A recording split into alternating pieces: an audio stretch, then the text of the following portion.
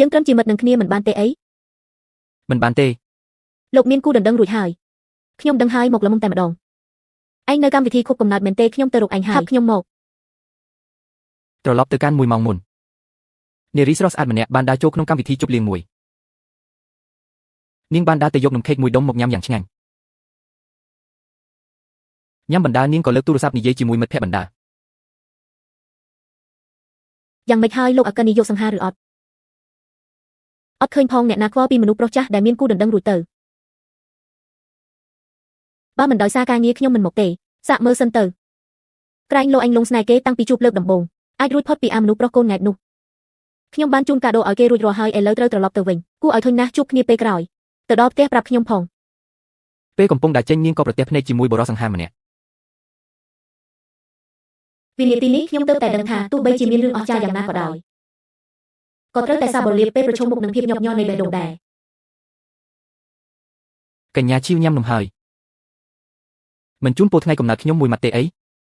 លោកស្គាល់ខ្ញុំ ជូនពរថ្ងៃកំណើតខ្ញុំមក រីករាយថ្ងៃកំណើតខ្ញុំត្រូវទៅហើយ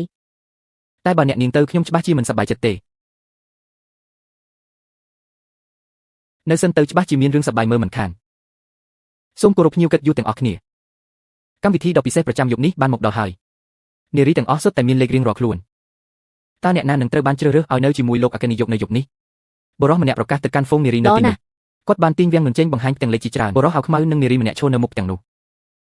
ជួយខ្ញុំបន្តិចមកយកក្រណាត់នេះរុំភ្នែកខ្ញុំទៅដើម្បីបង្ហាញពីភាពយុត្តិធម៌នាងយកក្រណាត់នោះមកកាន់ដោយស្ទាក់ស្ទើរពួកគេសម្លឹងមើលមុខគ្នាមួយសន្ទុះបន្ទាប់មកនាងក៏យកព្រមរុំភ្នែកឲ្យគេចង្អុលទៅកាន់ផ្ទាំងហើយកាត់លេខ11ក៏ហោះមកកាត់នោះបានហោះចូលមកក្នុងដៃរបស់គេយ៉ាងលយគេបង្ហាញកាត់លេខ11នោះទៅកាន់គ្រប់គ្នានារីតេនាំគ្នាឆែកមើលកាត់រៀងខ្លួននាងភ្ញាក់ផ្អើលយ៉ាងខ្លាំងពេលដឹងថាជានាងគេដោះក្រណាត់រុំភ្នែកចេញហើយទាញដៃនាងគឺម្នាក់នេះហើយ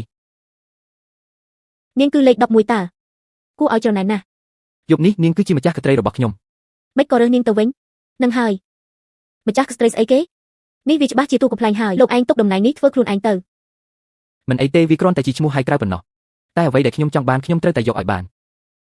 អ្នកនាងទាំងឡាយលទ្ធផលចេញហើយឆ្នាំក្រោយចាំជួបគ្នាទៀតអញ្ជើញ តោះយើងទៅលោកលីខ្ញុំគ្មានពេលមកលេងល្បែងអត់ប្រយោជន៍ជាមួយលោកទេខ្ញុំមានសង្សារហើយឮថាលោកក៏ភ្ជាប់ពាក្យរួចដែរ លួចលេងល្បែងរំភើបលាក់បាំងពីពួកគេវាមិនកាន់តែអស្ចារ្យទេហើយខ្ញុំឮថានាងនឹងសង្សារតាក់ទងគ្នាដោយបង្ខំចិត្តទេពួកយើងចុះសម្រុងគ្នាណាស់ហើយក៏រៀបនឹងរៀបការឆាប់នេះដែរ គ្រាន់តែចង់ទិញផ្ទះរៀបការគេបណ្ដោយឲ្យនាងតឹងតែងរឿងហុកចុកមែនគេពិតជាស្រឡាញ់នាងណាស់ លោកស៊ើបអង្កេតខ្ញុំ ពេលនេះមិនមែនជាពេលត្រូវនិយាយរឿងហ្នឹងទេចង់ជែកយើងមានពេលច្រើនណាស់ខ្ញុំច្បាស់ជានឹងធ្វើឲ្យនាងឆ្លងកាត់រាត្រីដ៏សែនរ៉ូមែនទិកនាងបែរទៅសម្លឹងមើលរទេសដែលមានឧបករណ៍ប្លែកជាច្រើនបុរសម្នាក់កំពុងសម្លឹងមើលនារីយ៉ាងយកចិត្តទុកដាក់ខណៈនាងព្យាយាមដើរថយក្រោយ លោកពិតជាឈួតមែនតើលោកចង់ធ្វើអីឲ្យប្រាកដ ខ្ញុំបានបង្កើតហ្គេមមួយនាងក៏បានចូលរួមលេងដែរយើងត្រូវតែគោរពច្បាប់ទាំងអស់គ្នា ខ្ញុំនិយាយហើយតើខ្ញុំអត់មានពេលលេងហ្គេមឈួតលប់ជាមួយលោកទេ នាងចង់ទៅណានាងប្រញាប់ដើរចេញតែត្រូវគាត់ចាប់ដៃខាត់ទុកគាត់លូកយកម៉ាស់បិទមុខចេញពីទេអ្នកនាងឈីវតាមពិតនាងចូលចិត្តរបស់នេះសោះភ្នែកមុតមែន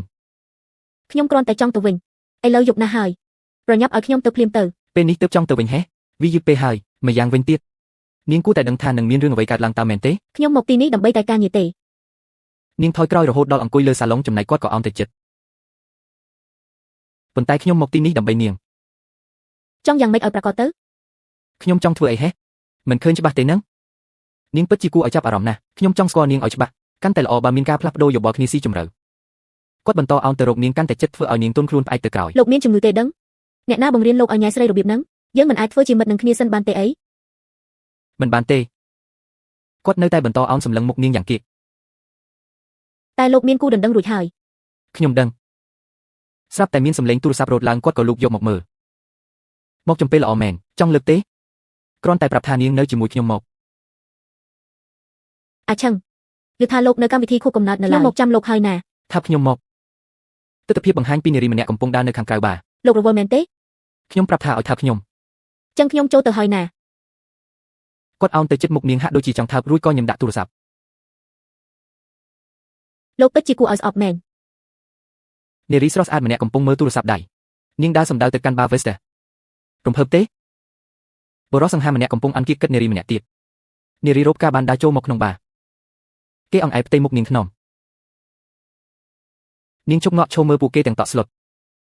បុរសនោះថើបថ្ងាសនាងយ៉ាងផ្អែមល្ហែមបន្តិចក្រោយមកពួកគេទាំងពីរដើរចេញពីបារនារីម្នាក់នោះមានទឹកមុខច្របូកច្របល់យើងទៅតែជួបគ្នាលើកដំបូងសោះហេតុអីលោកមិនបានទេខ្ញុំតាមមើលនាងយូរមកហើយលីធានឆឹងគ្រាន់តែចង់សាកល្បងអារម្មណ៍រំភើបមួយបែបទៀតធ្វើជាសង្សារបណ្ដោះអាសន្ននឹងគ្នាខ្ញុំមិនទាមទារឲ្យនាងទទួលខុសត្រូវទេវាហួសព្រំដែនពេកហើយលែងខ្ញុំសិនទៅខ្ញុំអាចចាត់ទុកថារឿងថ្ងៃនេះមិនធ្លាប់កើតឡើង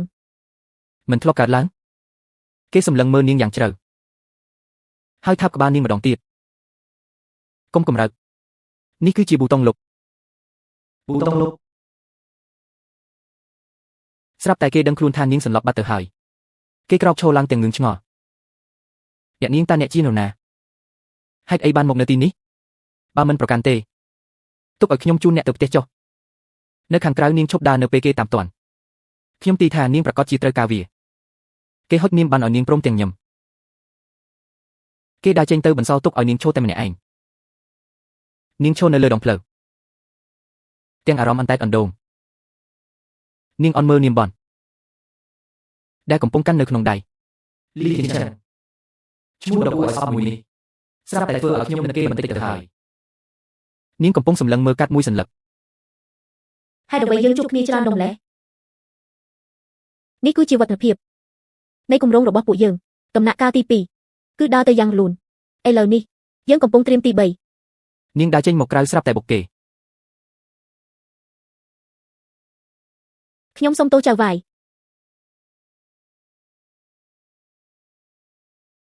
ខ្ញុំពិតជាសុំទោសមែនលំដាប់នៃការលេចមុខក្នុងជីវិតគឺពិតជាសំខាន់ណាស់ប៉ុន្តែមនុស្សមួយចំនួនឲ្យតែយើងបានជួបគេម្ដងយើងច្បាស់ជាលឺស្ដាយក្រោយថាហេតុអ្វីគេមិនមែនជាតួឯករបស់យើងវ៉ៃពួកយើងមិនទាន់បើកចំហរទេនៅកន្លែងធ្វើការត្រូវរក្សាគម្លាតមែនហើយនៅកន្លែងការងាររក្សាគម្លាតនៅផ្ទះត្រូវរក្សាគម្លាតពីម្ដាយលោកទៀតលោកតែងតែមានហេតុផលរហូតអូមែនហើយកុំធ្វើការថែមម៉ោងយប់ពេកប្រឹងជិះឡានក្រុងឲ្យទាន់ទៅម្ដាយខ្ញុំប្រាប់ថាជិះតាក់ស៊ីវាថ្លៃនាងស្ដាប់ហើយក៏ដើរចេញទាំងធុញថប់នាងរត់យ៉ាងលឿនដើម្បីឲ្យទាន់ឡានក្រុងប៉ុន្តែជាអកុសលនាងខកខានឡានក្រុងជើងចុងក្រោយបាត់ទៅហើយនាងបើកទូរស័ព្ទមើលតម្លៃតាក់ស៊ីដោយសារតែវាថ្លៃពេកនាងក៏សម្រេចចិត្តដើរទៅវិញ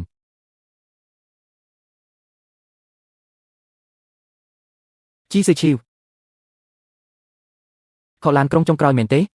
នាងច្បាស់ជាមិនដើរទៅម្នាក់ឯងទេដឹងលោកទៀតហើយបុរសនោះក៏ដើរចូលមកក្បែរនាងមើលទៅទោះនាងចុចលុបចោលក៏ដោយក៏នាងនៅតែមិនភ្លេចខ្ញុំដែរខ្ញុំចង់ប្រាប់អ្នកថាមនុស្សធម្មតាគឺដាច់ខាតមិនបណ្ដោយឲ្យសង្សារខ្លួនឯងតើត្រឡប់ទៅផ្ទះតែឯងពេលនេះទេតើមនុស្សប្រុសកូនម៉ាមីនោះមានចំណុចអីតាក់ទាញនាងខ្លាំងម្ល៉េះបានសិតអីមកនិយាយបែបនេះដាក់សង្សារខ្ញុំការពីគេម្ល៉េះតែគេនៅចំពោះមុខមិត្តរួមការងារសូម្បីតែទទួលស្គាល់ទំនាក់ទំនងជាមួយនាងក៏មិនបានថែមទាំងទុកនាងចោលកណ្ដាលយប់តែឯងតាមផ្លូវទៀតនេះចាត់ទុកជាសង្សារស្អីគេទៅរឿងខ្ញុំមិនបាច់អ្នកខ្វល់ទេនាងដើរចេញទាំងខឹងតែបុរសនោះនៅតែដើរតាមមនុស្សប្រុសដែលមិនចង់ទទួលខុសត្រូវថែមទាំងខ្លាចរឿងស្មុគស្មាញទៀតមានសិទ្ធិធ្វើជាសង្សារនាងដែរទេនាងឈប់ដើររួចងាកមកនិយាយតបទៅវិញបើនាងបដិសេធខ្ញុំក៏សូមជួយរកគូប្រជែងស្នេហ៍ដែលល្អជាងនេះបន្តិចមកតាមពិតខ្ញុំចង់ប្រាប់នាងថាជីវិតនាងអាចមានជម្រើសផ្សេងនាងសម្លឹងមើលមុខគេដោយភាពធុញថប់លោកអគ្គនាយកលីជុំវិញខ្លួនលោកមានស្រីស្អាតរាប់មិនអស់ហេតុអីចេះតែរើសយកមនុស្សដែលស្អប់លោកបំផុតអញ្ចឹងមិនមែនខ្ញុំរើសទេអញ្ចឹងគឺដេវងជាអ្នករើសឲ្យខ្ញុំពេលនេះជីវិតថ្មីគឺនៅចំពោះមុខនាងហើយនាងច្បាស់ជាមិនសូវស្អប់ខ្ញុំប៉ុន្មានទេអាចសាកល្បងគិតមើលបន្តិចបានទេពួកគេទាំងពីរសម្លឹងមើលមុខគ្នាដោយភាពស្ងៀមស្ងាត់នាងច្បាស់ជាមិនសូវស្អប់ខ្ញុំប៉ុន្មានទេអាចសាកល្បងគិតមើលបន្តិចបានទេយើងទៅតែស្គាល់គ្នាបាន2ថ្ងៃទេឥឡូវមកនិយាយពាក្យទាំងនេះមិនគិតថាវាចម្លែកពេកទេមនុស្សខ្លះស្គាល់គ្នាតែមួយថ្ងៃគឺមានន័យជាមួយជីវិតទៅទៀតខ្ជិលនិយាយរឿងឥតប្រយោជន៍ជាមួយលោកណាស់នាងប្រញាប់ដើរចេញតែត្រូវគេចាប់ដៃជាប់មិនហ្នឹងចង់យ៉ាងម៉េចហ្នឹងខ្ញុំមើលមិនបានទេដែលនាងត្រូវត្រឡប់ទៅវិញតែឯងមកជាមួយខ្ញុំជូនទៅលោកឈ្គួតទេអីលែងខ្ញុំដោយការប្រទីងប្រទងធ្វើឲ្យនាងដួលទៅលើដីសុំទោសលោកចេញទៅនៅជាមួយលោកទៅជាគ្រោះថ្នាក់បំផុតនោះចេញទៅគេព្រមថយចេញរីឯនាងប្រញាប់ក្រោកឡើងរើសកាបូបដើរចេញយ៉ាងលឿននាងបន្តដើរតាមផ្លូវតែឯងទាំងអារម្មណ៍ស្មុគស្មាញប្រហែលជាជីវិតដ៏សាមញ្ញមួយនេះវាមានរយៈពេលមួយហើយពេលមិនទេណោះពីសម្លេងជួររបស់គេតែលើឡើងក្នុងប្រជាប៉ុន្តែឧស្សាហ៍ នារីស្រស់ស្អាតម្នាក់កំពុងគេងលក់យ៉ាងស្កប់ស្កល់នៅលើសាឡុង អាឈឹងអ្នកត្រឡប់មកវិញហើយតើអ្នកចង់ញ៉ាំអ្វីទេ ហេតុអ្វីអ្នកនៅទីនេះ ខ្ញុំមកមើលគូដណ្ដឹងរបស់ខ្ញុំតើត្រូវការហេតុផលដែរទេមុនពេលប៉ាស្លាប់គាត់តែងតែសង្ឃឹមថាយើងត្រូវរើគ្នានឹងបណ្ដុះមនោសញ្ចិត្តណាមុនរៀបការគាត់ច្បាស់ជាសប្បាយចិត្តណាស់ នាងក៏ដើរទៅអបដៃរបស់គេយ៉ាងស្និទ្ធស្នាល អាឈឹងពិតជាអរគុណអ្នកខ្លាំងណាស់អ្នកសន្យានឹងប៉ាថានឹងមើលថែខ្ញុំអ្នកធ្វើបានទាំងអស់ មើលថែនាងបានល្អមិនមែនមានន័យថាខ្ញុំត្រូវរៀបការជាមួយនាងទេក៏ធ្លាប់បានជួយនាងពេលដួលផងដែរមើលថែនាងបានល្អមិនមែនមានន័យថាខ្ញុំត្រូវរៀបការជាមួយនាងទេ កំហឹងទៀតហើយមែនទេបណ្ដាំចុងក្រោយរបស់ប៉ាគឺចង់ឲ្យអ្នករៀបការជាមួយខ្ញុំបានរៀបចំកម្មវិធីរួចហើយយើងគួរតែចាប់ផ្ដើមគិតគូរពីរឿងនេះទៅ ខ្ញុំបានប្រាប់ហើយថាខ្ញុំមិនទាន់ចង់គិតពីរឿងនេះទេ តែថ្ងៃនេះខ្ញុំទ្រាំលែងបានខ្ញុំបានប្រាប់ដំណឹងនេះទៅកាន់ម្ចាស់ភាគហ៊ុនមួយចំនួនហើយ អ្វីបានជាអ្នកតែងតែសម្រេចចិត្តដោយចិត្តអញបែបនេះ អាឈឹងខ្ញុំគ្រាន់តែស្រឡាញ់អ្នកខ្លាំងពេកខ្ញុំដឹងថាអ្នកមិនអាចទទួលយកបានទេនៅពេលនេះតែខ្ញុំមិនខ្វល់ទេឲ្យតែបាននៅក្បែរអ្នកអ្វីដែលខ្ញុំធ្វើទាំងអស់គឺដើម្បីតែអ្នកប៉ុណ្ណោះ និយាយចប់នាងក៏ផ្អែកក្បាលទៅលើស្មារបស់គេយ៉ាងកក់ក្ដៅ ពេលនេះខ្ញុំមានតែអ្នកម្នាក់គត់ កាត់មកមើលនារីម្នាក់ទៀតកំពុងអង្គុយជែកគ្នាជាមួយមិត្តភក្តិ មកពីម្ដាយរបស់វៃនិយាយថាជីតាក់ស៊ីអស់លុយច្រើនទើបឯងមករកកន្លែងស្នាក់នៅទីនេះគេឈ្មោះអូវៃមិនមែនឈ្មោះវៃទេវាមិនដូចតែគ្នាទេអីយ៉ាងម៉េចខ្ញុំមកទីនេះឯងមិនសប្បាយចិត្តទេអីខ្ញុំស្វាគមន៍ឯងជានិច្ចប៉ុន្តែហេតុផលមួយនេះខ្ញុំពិតជាមិនអាចទទួលយកបានទេឯងនៅតែទូចចង់រៀបការជាមួយវៃនឹងមែនទេខ្ញុំនិយាយថាមិនដែលមានចិត្តចំពោះខ្ញុំម្ដាយគេនោះឯងប្រកាសថាអាចទ្រាំបានមែនទេរឿងមនោសញ្ចិត្តណាក៏មិនអាចនិយាយថាគ្មានសោះនោះដែរខ្ញុំត្រូវប្រញាប់រកអ្នកណាម្នាក់រៀបការដើម្បីផ្ដាច់ក្តីសង្ឃឹមរបស់ប៉ាម៉ាក់ខ្ញុំគេគឺជាជំរឿដ៏ល្អមួយឯងបានរត់ចេញមកយូរហើយពួកគេនៅតែចង់ឲ្យឯងរៀបការជាមួយកូនប្រុសភ្លីភ្លើរបស់ថៅកែដើម្បីយកថ្លៃបណ្ណាការទៅសងបំណុលបានមែនទេបើប្រៀបធៀបទៅម្ដាយរបស់អូវៃក៏មិនសូវគួរឲ្យធន់ប៉ុន្មានដែរមែនទេគឺវាមែនទេទោះបីជាគាត់ចូលចិត្តស្ដាប់តាមម្ដាយពេកក៏ដោយមិនសូវចេះយកចិត្តទុកដាក់តែការពិតគាត់ល្អណាស់ជាមនុស្សសាមញ្ញឯងពិតជាគិតចង់នៅជាមួយគាត់អស់មួយជីវិតមែនទេគ្រាន់តែឃើញគាត់សាមញ្ញនិងស្មោះត្រង់នោះ នាងនឹកស្រមៃដល់បុរសម្នាក់ទៀតដែលសង្ហានឹងមានអំណាច បើគ្មានអ្នកតាមញ៉ែឯងឬអ្នកតាមញ៉ែជារឿងធម្មតានោះមិនអីទេតែនេះគឺលេខឆេងឆេងណាគេកំពុងតាមញ៉ែឯងតាមញ៉ែស្អីទៅបើសិនជាសัญลักษณ์បៀនោះរើបានលេខផ្សេងវាមិនដូចតែគ្នាទេនេះហើយជាព្រំលិខិតឯងក៏មានអារម្មណ៍លើគេដែរមិនសាកល្បងមើលទៅលេខឆេងឆេងចង់បានអីមាននឹងមានលុយមានរូបរាងសង្ហាមានសង្សារហើយថែមទាំងមានគូដណ្ដឹងទៀតពិតមែនហើយគេមានគ្រប់យ៉ាងតែអ្វីដែលខ្ញុំចង់បានគេឲ្យមិនបាននោះទេគីយ៉ាខ្ញុំចង់តែឈួតទេបើខ្ញុំអាចរស់នៅបានសប្បាយចិត្តដូចឯងគឺល្អណាស់ខ្ញុំឃ្លានហើយទៅធ្វើអីឲ្យខ្ញុំញ៉ាំបន្តិចទៅខ្ញុំស្ងោរតែមីសោះចង់ឃ្លីឆ្នាំងបាត់ទៅហើយមិនដឹងទេសូមអង្វរណាអូខេចាំនៅនឹងហើយ មិត្តភក្តិក៏ដើរចូលទៅក្នុងផ្ទះបាត់ទៅទុកឲ្យនាងអង្គុយម្នាក់ឯងទាំងអារម្មណ៍កណ្ដោចកណ្ដែងរាត្រីដ៏ស្ងាត់ជ្រងក៏ចូលមកដល់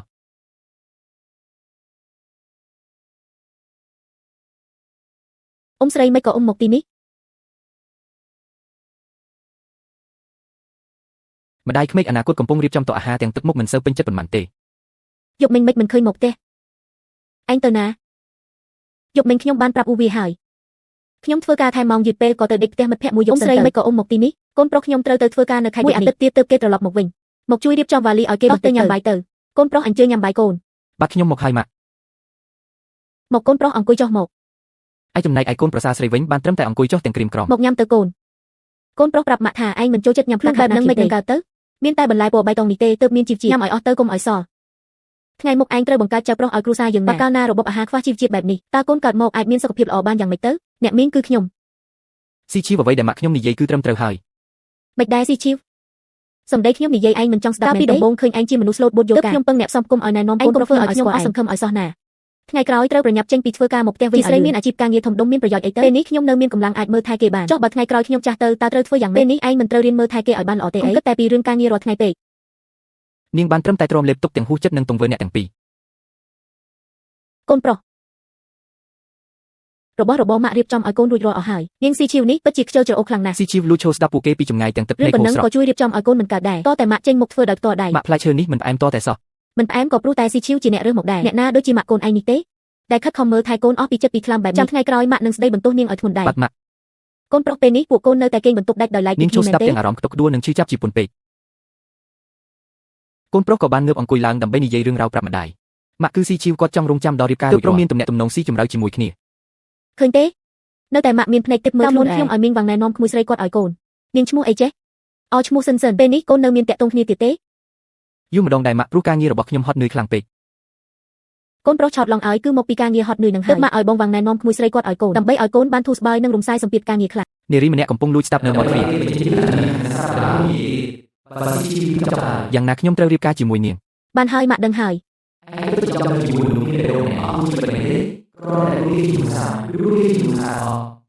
បុរសម្នាក់កំពុងអង្គុយមើលសន្លឹកបៀចូលគឺពេលនោះគូដណ្ដឹងរបស់គេក៏អូសវ៉ាលីដាចូលមក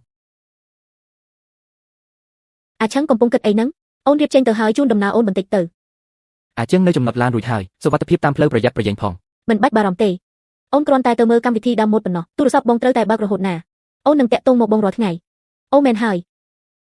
និយាយថាម្ចាស់ពាក្យហ៊ុនអាចនឹងខំមកអបអររឿងរៀបការរបស់យើង ដឹងហើយប្រញាប់ទៅប្រយ័ត្នខកជើងយន្តហោះនាងក៏ដើរមកអបគេពីក្រោយ អូននៅតែចង់ឲ្យបងជូនដំណើរអូនផ្ទាល់ជួបគ្នាពេលក្រោយ នាងក៏ដើរចេញទៅបន្សល់ទុកឲ្យគេអង្គុយគិតម្នាក់ឯង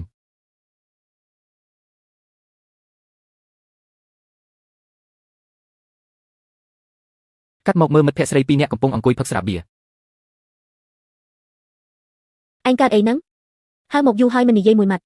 គិតតែពីផឹកហើយយើងមកទីនេះដើម្បីមើលឯងសម្ដែងរឿងផឹកមែនខ្ញុំគ្រាន់តែចង់ឲ្យឯងកំដរខ្ញុំតើគ្រាន់តែកំដរខ្ញុំមិនបានទេបានយើងកំដរមិនចង់និយាយក៏មិនបាច់និយាយដែរមិនបាច់និយាយអីទាំងអស់យើងនិយាយតែយើងក៏បានឯងមិនតបក៏មិនអីដែរពេលណាឯងចង់និយាយពេលណាក៏បានដែរ នាងក៏ងាកទៅថាប់ថ្ពាល់មិត្តនាងមួយខ្សឺ អរគុណសម្លាញ់មកចូលមួយ និយាយរួចពួកគេក៏លើកកំប៉ុងអោបផឹកបន្តទៀត នារីពីរនាក់កំពុងអង្គុយផឹកនៅមុខហាង សម្លាញ់អស់ស្រាបៀរលីងហើយខ្ញុំនៅចង់ផឹកទៀតអូខេសម្លាញ់ចាំខ្ញុំទៅទិញ នាងក៏ធ្វើសញ្ញាយល់ព្រមទាំងស្រវឹង អង្គុយចាំនៅទីនេះហើយ នាងអង្គុយចាំមិត្តភក្តិទាំងអាការៈស្រវឹងជោគជាំស្រាប់តែមានបុរសម្នាក់ដើរកាត់ក៏ប្រទះឃើញនាងជុំវិញខ្លួននាងពោពេញទៅដោយសម្បកកំប៉ុងរីប៉ាយគេសម្លឹងមើលនាងទាំងអារម្មណ៍បារម្ភគេក៏ដើរចូលទៅជិតរួចអង្គុយចុះក្បែរនាងសៀវជីវយកប្រលប់ហើយហេតុអីមកអង្គុយផឹកម្នាក់ឯងច្រើនម្លេះ លោកជាអ្នកណាឈ្មោះសៀវជីវគ្មានអ្នកណាគេហៅខ្ញុំចឹងទេ ចាត់ទុកថាវាជាឈ្មោះហៅក្រៅដែលខ្ញុំហៅនាងតែម្នាក់ឯងទៅចុះនាងសម្លឹងមើលមុខគេទាំងចម្ងល់ឯគេវិញក៏ញឹមដាក់នាងងាកមុខចេញដោយមិនខ្វល់ពីគេនាងព្យាយាមក្រោកតែទប់ចំហមិនជាប់ក៏ត្រូវគេស្ទុះទៅត្រកងជាប់គេអាប់នាងជាប់ក្នុងរង្វង់ដៃយ៉ាងកក់ក្ដៅបន្ទាប់មកគេក៏បីនាងឡើងពេលនោះមិត្តភក្តិរបស់នាងក៏ត្រឡប់មកវិញល្មម មើលថែសម្លាញ់របស់ខ្ញុំផងណាពិបាកលោកហើយឆាប់ទៅចុះ គេបានបីនាងមកដល់បន្ទប់រួចដើរសម្ដៅទៅកន្លែងគេងគេដាក់នាងឲ្យផ្ដេកខ្លួនចុះយ៉ាងថ្នមគេរៀបចំសារ៉េអាវឲ្យនាងបានត្រឹមត្រូវនាងក៏បើកភ្នែកឡើងសម្លឹងមើលមុខគេ ឈីវ នាងសម្លឹងមើលគេដោយកែវភ្នែកស្រទន់រួចក៏ងើបអង្គុយអ្នកទាំងពីរសម្លឹងមើលមុខគ្នាយ៉ាងជ្រាលជ្រៅនាងក៏អន់ទៅថាប់គេហើយពួកគេក៏ថាប់គ្នាយ៉ាងផ្អែមល្ហែមពួកគេទាំងពីរនាក់កំពុងតែថាប់គ្នាយ៉ាងផ្អែមល្ហែមបំផុតនៅលើសាឡុងតើចង់ទេ ធ្វើជាសង្សារបណ្ដោះអាសន្នជាមួយខ្ញុំមិនទាមទារឲ្យលោកទទួលខុសត្រូវឡើយ ពួកគេសម្លឹងមុខគ្នាហាក់ដូចជាមានមនោសញ្ចេតនាជ្រាលជ្រៅអាចប្រាប់ពីមូលហេតុបានទេ លោកធ្លាប់និយាយហើយតើគ្រាន់តែជាការស្វែងរកភាពរំភើបមួយបែបទៀតប៉ុណ្ណោះខ្ញុំក៏ចង់សាកល្បងអារម្មណ៍មួយនឹងដែរជីវិតមួយបែបទៀតដែលលោកធ្លាប់ប្រាប់តាមបីបន្ធូរភាពតានតឹង ត្រឹមតែ7ថ្ងៃប៉ុណ្ណោះ ខ្ញុំនឹងមិនមករំខានលោកទៀតទេ ហេតុអីបានជាសុកក៏បដូរចិត្តអញ្ចឹង ពីព្រោះខ្ញុំដឹងខ្លួនឯងថាខ្ញុំបំភ្លេចលោកមិនបានទេ មនុស្សយើងក៏ត្រឹមតែជាសត្វលោកដ៏គួរឲ្យសង្វេគដែលគ្រប់គ្រងដោយតណ្ហាប៉ុណ្ណោះ ខ្ញុំទទួលស្គាល់ ចំពោះនាង ខ្ញុំពិតជាមានអារម្មណ៍ផ្លូវកាយលើលោកមែន ពួកគេក៏ចាប់ផ្ដើមថាគ្នាម្ដងទៀតយ៉ាងរោរាល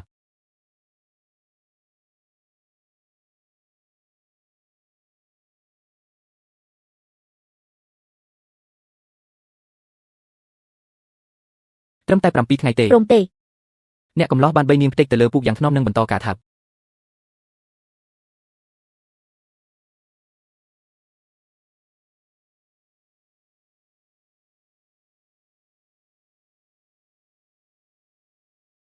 ប្រាប់អាកំបាំងមួយចុះ តាមពិតទៅខ្ញុំ គ្មានបទពិសោធន៍ទេ សូមយកយល់ផងថ្ងៃមុននោះមើលទៅលោកដូចជាជំនាញណាស់ ខ្ញុំធ្វើពុតទេ បើអញ្ចឹងខ្ញុំក៏មានអាកំបាំងដូចលោកដែរបើគ្មានការប្រៀបធៀបក៏គ្មានការខូចចិត្តដែរ បើអញ្ចឹងយើងត្រូវមានភាពជឿជាក់លើខ្លួនឯងបន្តិចទៅ ពួកគេទាំងពីរនាក់កំពុងតែថាប់គ្នាយ៉ាងផ្អែមល្ហែមនៅលើគ្រែនាងបានរុញគេឲ្យគេងទៅលើគ្រែរួចឡើងទ្រពពីលើទាំងពីរនាក់សម្លឹងមើលមុខគ្នាដោយកែវភ្នែកពោពេញដោយក្តីស្រឡាញ់អូនពិតជាធ្វើឲ្យជីវិតបងចាប់ផ្ដើមដោយរឿងដ៏អាក្រក់មួយហើយរាល់វិនាទីដែលនៅក្បែរបងគឺប្រៀបដូចជាកំពុងលេបថ្នាំបំបត្តិការឈឺចាប់អញ្ចឹងទោះដឹងថាវាមានប្រសិទ្ធភាពតែមួយគ្រាតែអូននៅតែឆ្លៀតឱកាសគ្រប់យ៉ាងលេបចុះកុំបារម្ភបងមានឲ្យលេបមកឆ្អែតនាងអោនទៅថាប់នឹងខំកញ្ចឹងគេយ៉ាងរោរាពួកគេបន្តថាប់គ្នាយ៉ាងស្អិតរមួតមិនព្រមលែងនាងរំកន្សែងពូកោឈោសម្លឹងមើលគេញូតទឹកតាមកញ្ចក់លោកអាកានីយកគិតចង់មើលដល់ពេលណាមើលយូរប៉ុណ្ណាក៏មើលមិនឆ្អែតដែរគេទាំងពីរសម្លឹងមើលគ្នាតាមរយៈកញ្ចក់ដ៏ស្រអាប់នោះយ៉ាងមិនដែរឃើញច្បាស់ទេធម្មតាទេនាងផ្អែកក្បាលនឹងកញ្ចក់បង្ហាញអារម្មណ៍យ៉ាងស៊ីជម្រៅធានឆានបងធ្វើឲ្យអូនមានអារម្មណ៍ថាបើមិនបានស្រឡាញ់គ្នាយ៉ាងស៊ីជម្រៅទេវាពិតជាគួរឲ្យសោកស្ដាយណាស់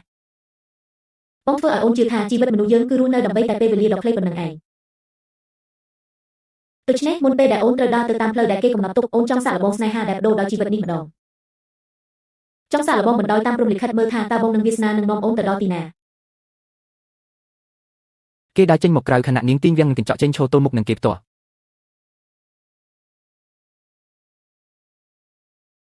ពួកគេឈរសម្លឹងភ្នែកគ្នាបញ្ជាក់ពីក្តីស្រឡាញ់ដ៏លើសលប់រួចក៏ស្ទុះចូលអោបនឹងថាប់គ្នាយ៉ាងត្រេកត្រអាលស្នាមថាប់ដ៏កក់ក្ដៅបញ្ជាក់ពីមនោសញ្ចេតនាដែលមិនអាចបំបែកបាន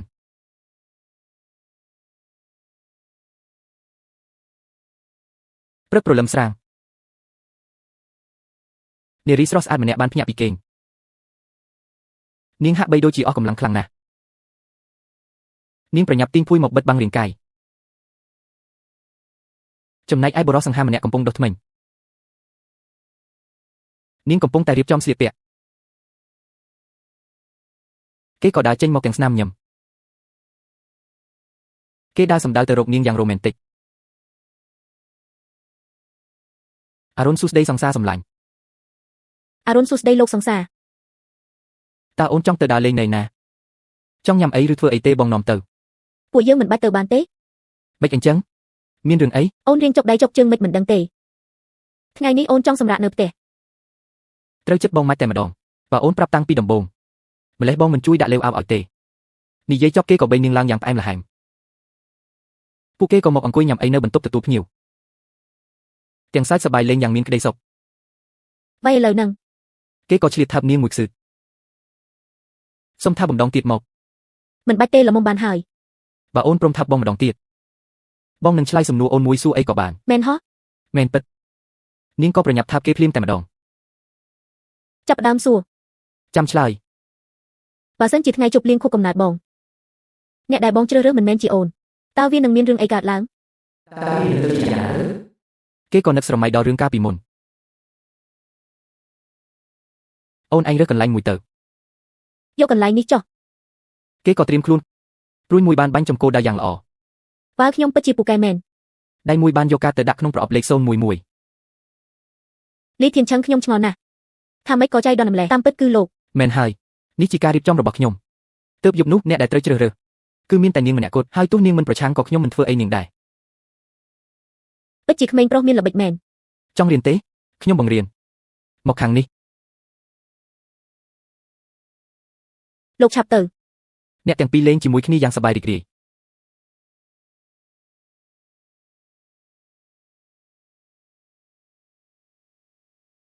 ធម្មតានាងលេងអាហ្នឹងបញ្ចេញស្ត្រីពីការងារលោកសាក់ទៅលយណាស់នាងលោតទៅមានល្បិចហើយត្រៀមខ្លួនទៅមានល្បិចមែនខ្ញុំប្រយ័ត្នបន្តិចពួកគេលេងលោតចូលកន្លែងពូកយ៉ាងសប្បាយរីករាយអ្នកទាំងពីរលេងកំសាន្តជាមួយគ្នាយ៉ាងមានសេចក្តីសុខ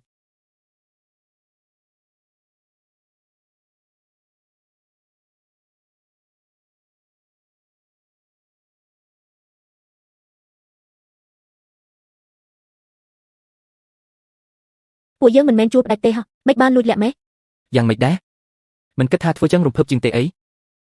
ពួកគេក៏បានថាប់គ្នាយ៉ាងផ្អែមល្ហែម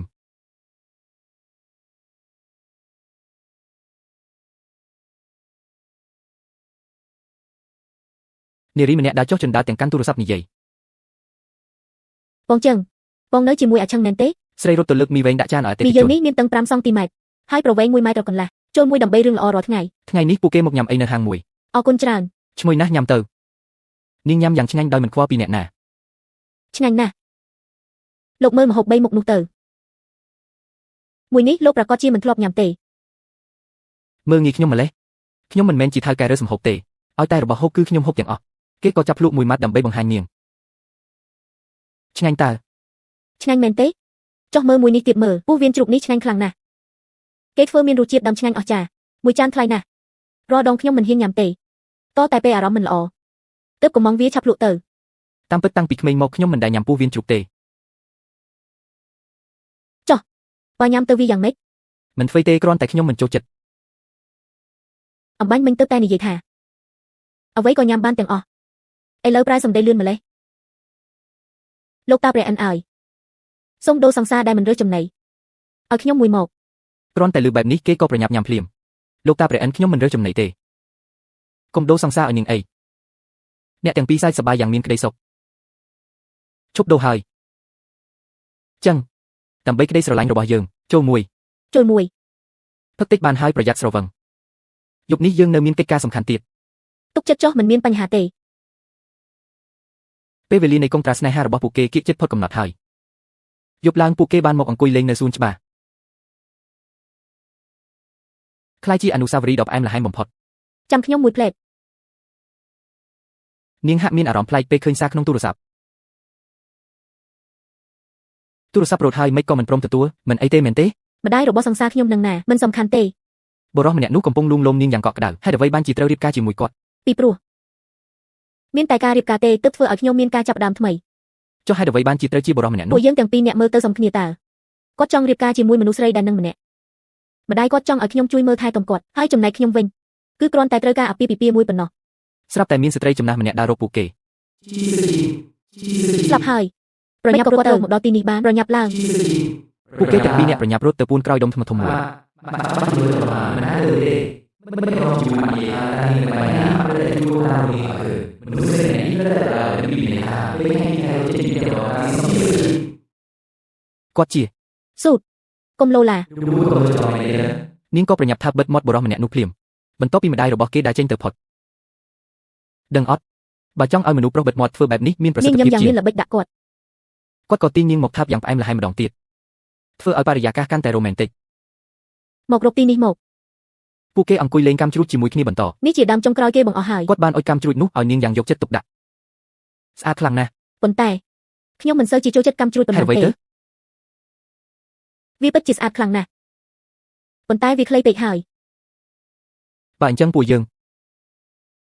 ចងចាំវាឲ្យបានច្បាស់ទៅពួកគេសម្លឹងមើលមុខគ្នាយ៉ាងជ្រាលជ្រៅហើយក៏អបថើបគ្នាជាថ្មីម្ដងទៀតក្រោមពន្លឺកាំជ្រួចដ៏ស្រស់ស្អាតបង្ហាញពីក្តីស្រឡាញ់ដ៏ស្មោះស្ម័គ្រនិងអនុស្សាវរីយ៍មិនអាចបំភ្លេចបានសាច់រឿងក្នុងភាគនេះត្រូវបានបញ្ចប់ទៅត្រឹមតែប៉ុណ្ណឹងមាននារីម្នាក់កំពុងតែគេងលងលក់យ៉ាងស្កប់ស្កល់ស្រាប់តែមានបុរសម្នាក់ដើរមកក្បែរគ្រែរបស់នាងគាត់សម្លឹងមើលទៅនាងដោយស្នាមញញឹមរួចក៏អន់ទៅថើបកញ្ចឹងរបស់នាងថ្នមក្រោយពីគេងបានហើយមិត្តស្រីរបស់ខ្ញុំនាងតូចបើកភ្នែកឡើងទាំងញញឹមស្រស់ស្រាយរួចក៏សម្លឹងមើលមុខគាត់ដោយក្តីស្រឡាញ់ខ្ញុំបានធ្វើអាហារពេលព្រឹកក៏លក់ហើយទៅឪពុករបស់គាត់ភ្លាមពួកគេទាំងពីរនាក់ក៏បានថើបគ្នាយ៉ាងផ្អែមល្ហែម អាហារព្រឹកដែលលោកប្រធានលីធ្វើផ្ទាល់ដៃខ្ញុំត្រូវតែរីករាយជាមួយវាហើយ ទាញខ្ញុំឡើងមកបន្ទាប់មកពួកគេក៏បានមកដល់ក្នុងផ្ទះបាយប្រុសសង្ហាបានបញ្ចុកពងទាចៀនទៅកាន់នាង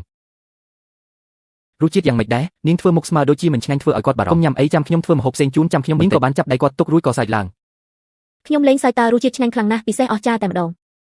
ទៅថ្ងៃមុខបើសិនជាលោកមិនធ្វើជាប្រធានក្រុមហ៊ុនទេខ្ញុំគិតថាលោកអាចទៅធ្វើជាអ្នកសិល្បៈចៀនពងទាបាន អ្នកសិល្បៈចៀនពងទាហោះមនុស្សខូចនៅក្នុងមាត់របស់អ្នកតាមានរឿងអ្វីពិតខ្លះស្រាប់តែមាននារីរកខ្មៅម្នាក់អូវ៉ាលីចូលមកនាងបានចុចជណ្ដើរយន្តឡើងទៅកាន់ជាន់លើខណៈពេលដែលគូស្នេហ៍ទាំងពីរកំពុងថាបគ្នាយ៉ាងស្អិតរមួតនារីម្នាក់នោះក៏បានដើរចេញពីជណ្ដើរយន្តមករួចក៏ដើរទៅរកបន្ទប់របស់ពួកគេយ៉ាងលឿននាងបានប្រើស្កែនម្រាមដៃដើម្បីបើកទ្វារបន្ទប់រួចក៏បើកទ្វារចូលទៅដោយទឹកមុខភ្ញាក់ផ្អើលកាត់មកឈុតដែលពួកគេទាំងពីររត់លេងនៅមាត់ទន្លេពួកគេទាំងពីរមើលទៅមានក្តីសុខនិងរីករាយខ្លាំងណាស់ស្រីស្អាតបានឈរដកដង្ហើមស្រូបខ្យល់អាកាសបរិសុទ្ធភ្លាមនោះទូរស័ព្ទរបស់លោកប្រធានលីក៏បានរត់ឡើងលោកប្រធានលីគឺនាងលីនវ៉ាន់នីងត្រឡប់មកយល់ហើយទឹកមុខរបស់គាត់ប្រែជាតានតឹងភ្លាមលីនវ៉ាន់នីងត្រឡប់មកមុនកំណត់ពួកយើងត្រូវតែចាក់ចេញពីទីនេះភ្លាមនាងតូចស្ដាប់ហើយក៏ដាក់កែវទឹកចុះទាំងក្រៀមក្រំប៉ុន្តែបន្ទាប់មកនាងក៏សម្រួលអារម្មណ៍រួចញឹមឡើង ខ្ញុំចៃដន្យឲ្យមានកន្លែងល្អមួយសម្រាប់ទៅកំសាន្តជាធម្មតាខ្ញុំចូលចិត្តមកទីនេះដើម្បីស្រូបខ្យល់អាកាសណាស់ នាងងាកមកសម្លឹងមើលមុខគាត់យ៉ាងផ្អែមល្ហែម ទឹកទន្លេហូរមិនចេះដាច់មានរបៀបរៀបរយនិងមិនចេះឈប់ឈរប្រៀបដូចជាអាចលាងជម្រះរឿងរ៉ាវទាំងពួង ហេតុនេះហើយទើបនាងចូលចិត្តមកទីនេះ ដើម្បីស្ដាប់សំឡេងទឹកហូរពេលដែលខ្ញុំមកវិញផ្លូវ ស្ដាប់ទៅគឺពិតជាដូចជាស្ទីលរបស់អូនណាស់អ្នកទាំងពីរក៏បានកាន់ដៃគ្នាយ៉ាងកក់ក្ដៅស្របពេលដែលថ្ងៃរៀបលេចយ៉ាងស្រស់ស្អាត ស្អែកព្រលឹមខ្ញុំត្រូវចាក់ចេញហើយ ហេតុអ្វីទៅនៅជាមួយមិនសប្បាយចិត្តទេអី ពីព្រោះបើនៅយូរជាងនេះតែ1នាទីពួកយើងនឹងដើរហួសព្រំដែនហើយ ស្អែកបងនឹងទៅជូនដំណើរអូន ស្មានតែបងចូលចិត្តការលាគ្នាដោយមិនប្រាប់សោះ គ្មានផ្លូវទេបងមិនព្រមបាត់បង់រាល់វិនាទីដែលនៅក្បែរអូនឡើយពេលវេលានៃក្តីស្រឡាញ់របស់ពួកគេបានឈានដល់ថ្ងៃចុងក្រោយអ្នកទាំងពីរបានអប់គ្នាយ៉ាងណែននៅមាត់ទន្លេពួកគេបន្តដើរជាមួយគ្នាយ៉ាងស្ងៀមស្ងាត់ម្នាក់បង្កប់ដោយក្តីអាល័យនិងការឈឺចាប់ក្នុងចិត្តសៀវឈីវនាងក៏ងាកមកហើយលោកក៏លាតដៃរងចាំអប់នាងដើរចូលទៅរកដើមទ្រូងដ៏កក់ក្ដៅរបស់លោកជាថ្មីការអប់គ្នាលើកនេះប្រៀបដូចជាការលាគ្នាជារៀងរហូត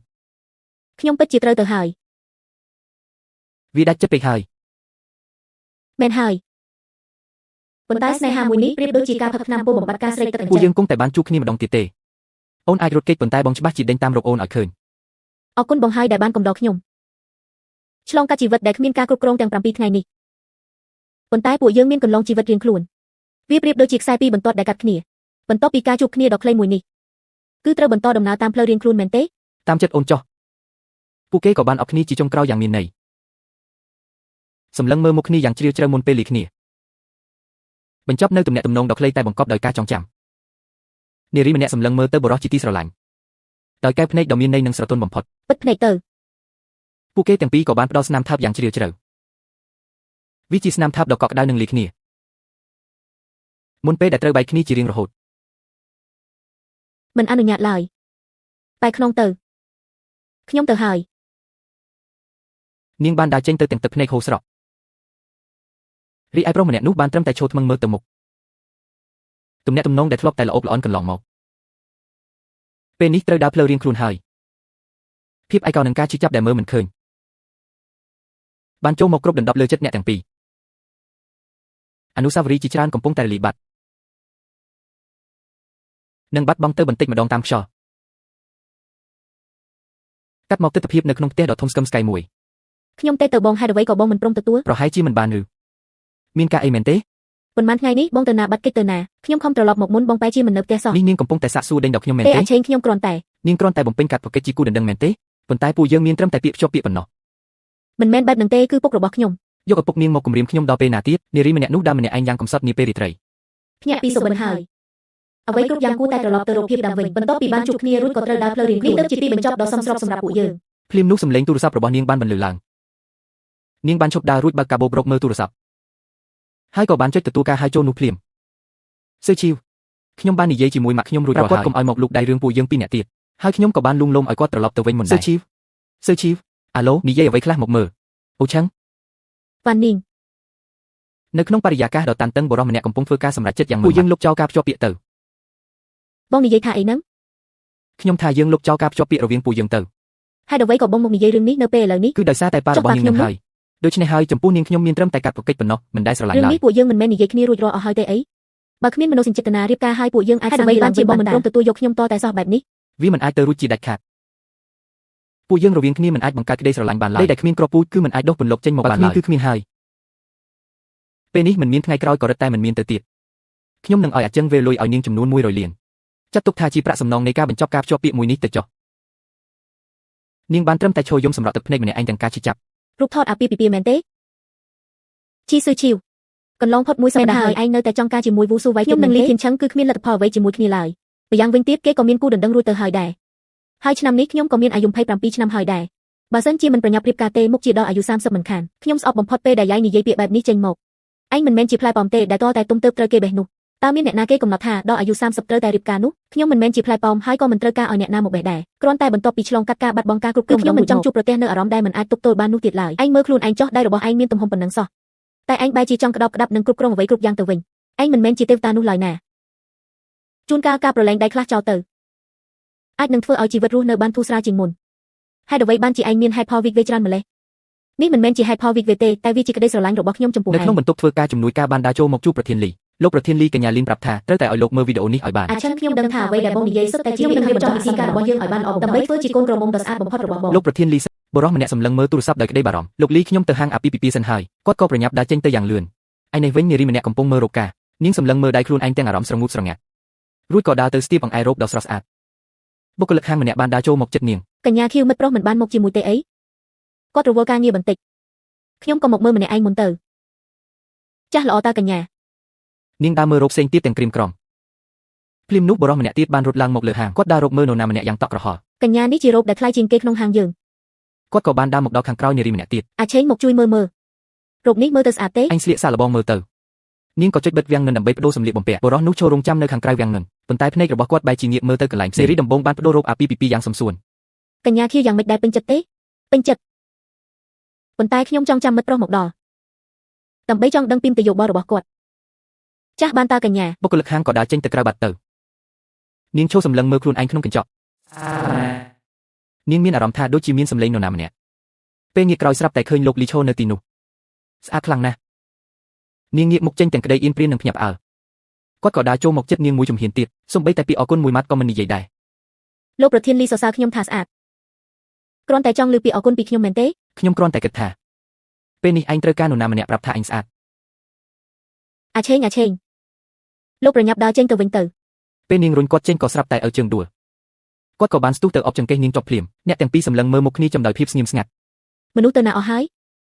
នារីម្នាក់ទៀតដើររកមើលគាត់គ្រប់កន្លែងពួកគេនៅតែអបគ្នាយ៉ាងស្អិតរមួតនៅពីក្រោយជញ្ជាំងលោកប្រធានលីលោកហាក់ដូចជាហួសព្រំដែនពេកហើយដឹងទេខ្ញុំកំពុងជួយខ្ញុំគ្រាន់តែចូលចិត្តជួយមនុស្សតាជួយមនុស្សទាំងដែលនៅចំពោះមុខគូដណ្ដឹងខ្លួនឯងនឹងហាក់មែនហើយបើសិនជាអាចខ្ញុំចង់ឲ្យអូនធ្វើជាគូដណ្ដឹងរបស់ខ្ញុំពួកគេទាំងពីរនាក់បានសម្លឹងមើលមុខគ្នាយ៉ាងមានក្តីសុខក្រោមបរិយាកាសដ៏រ៉ូមែនទិកបំផុត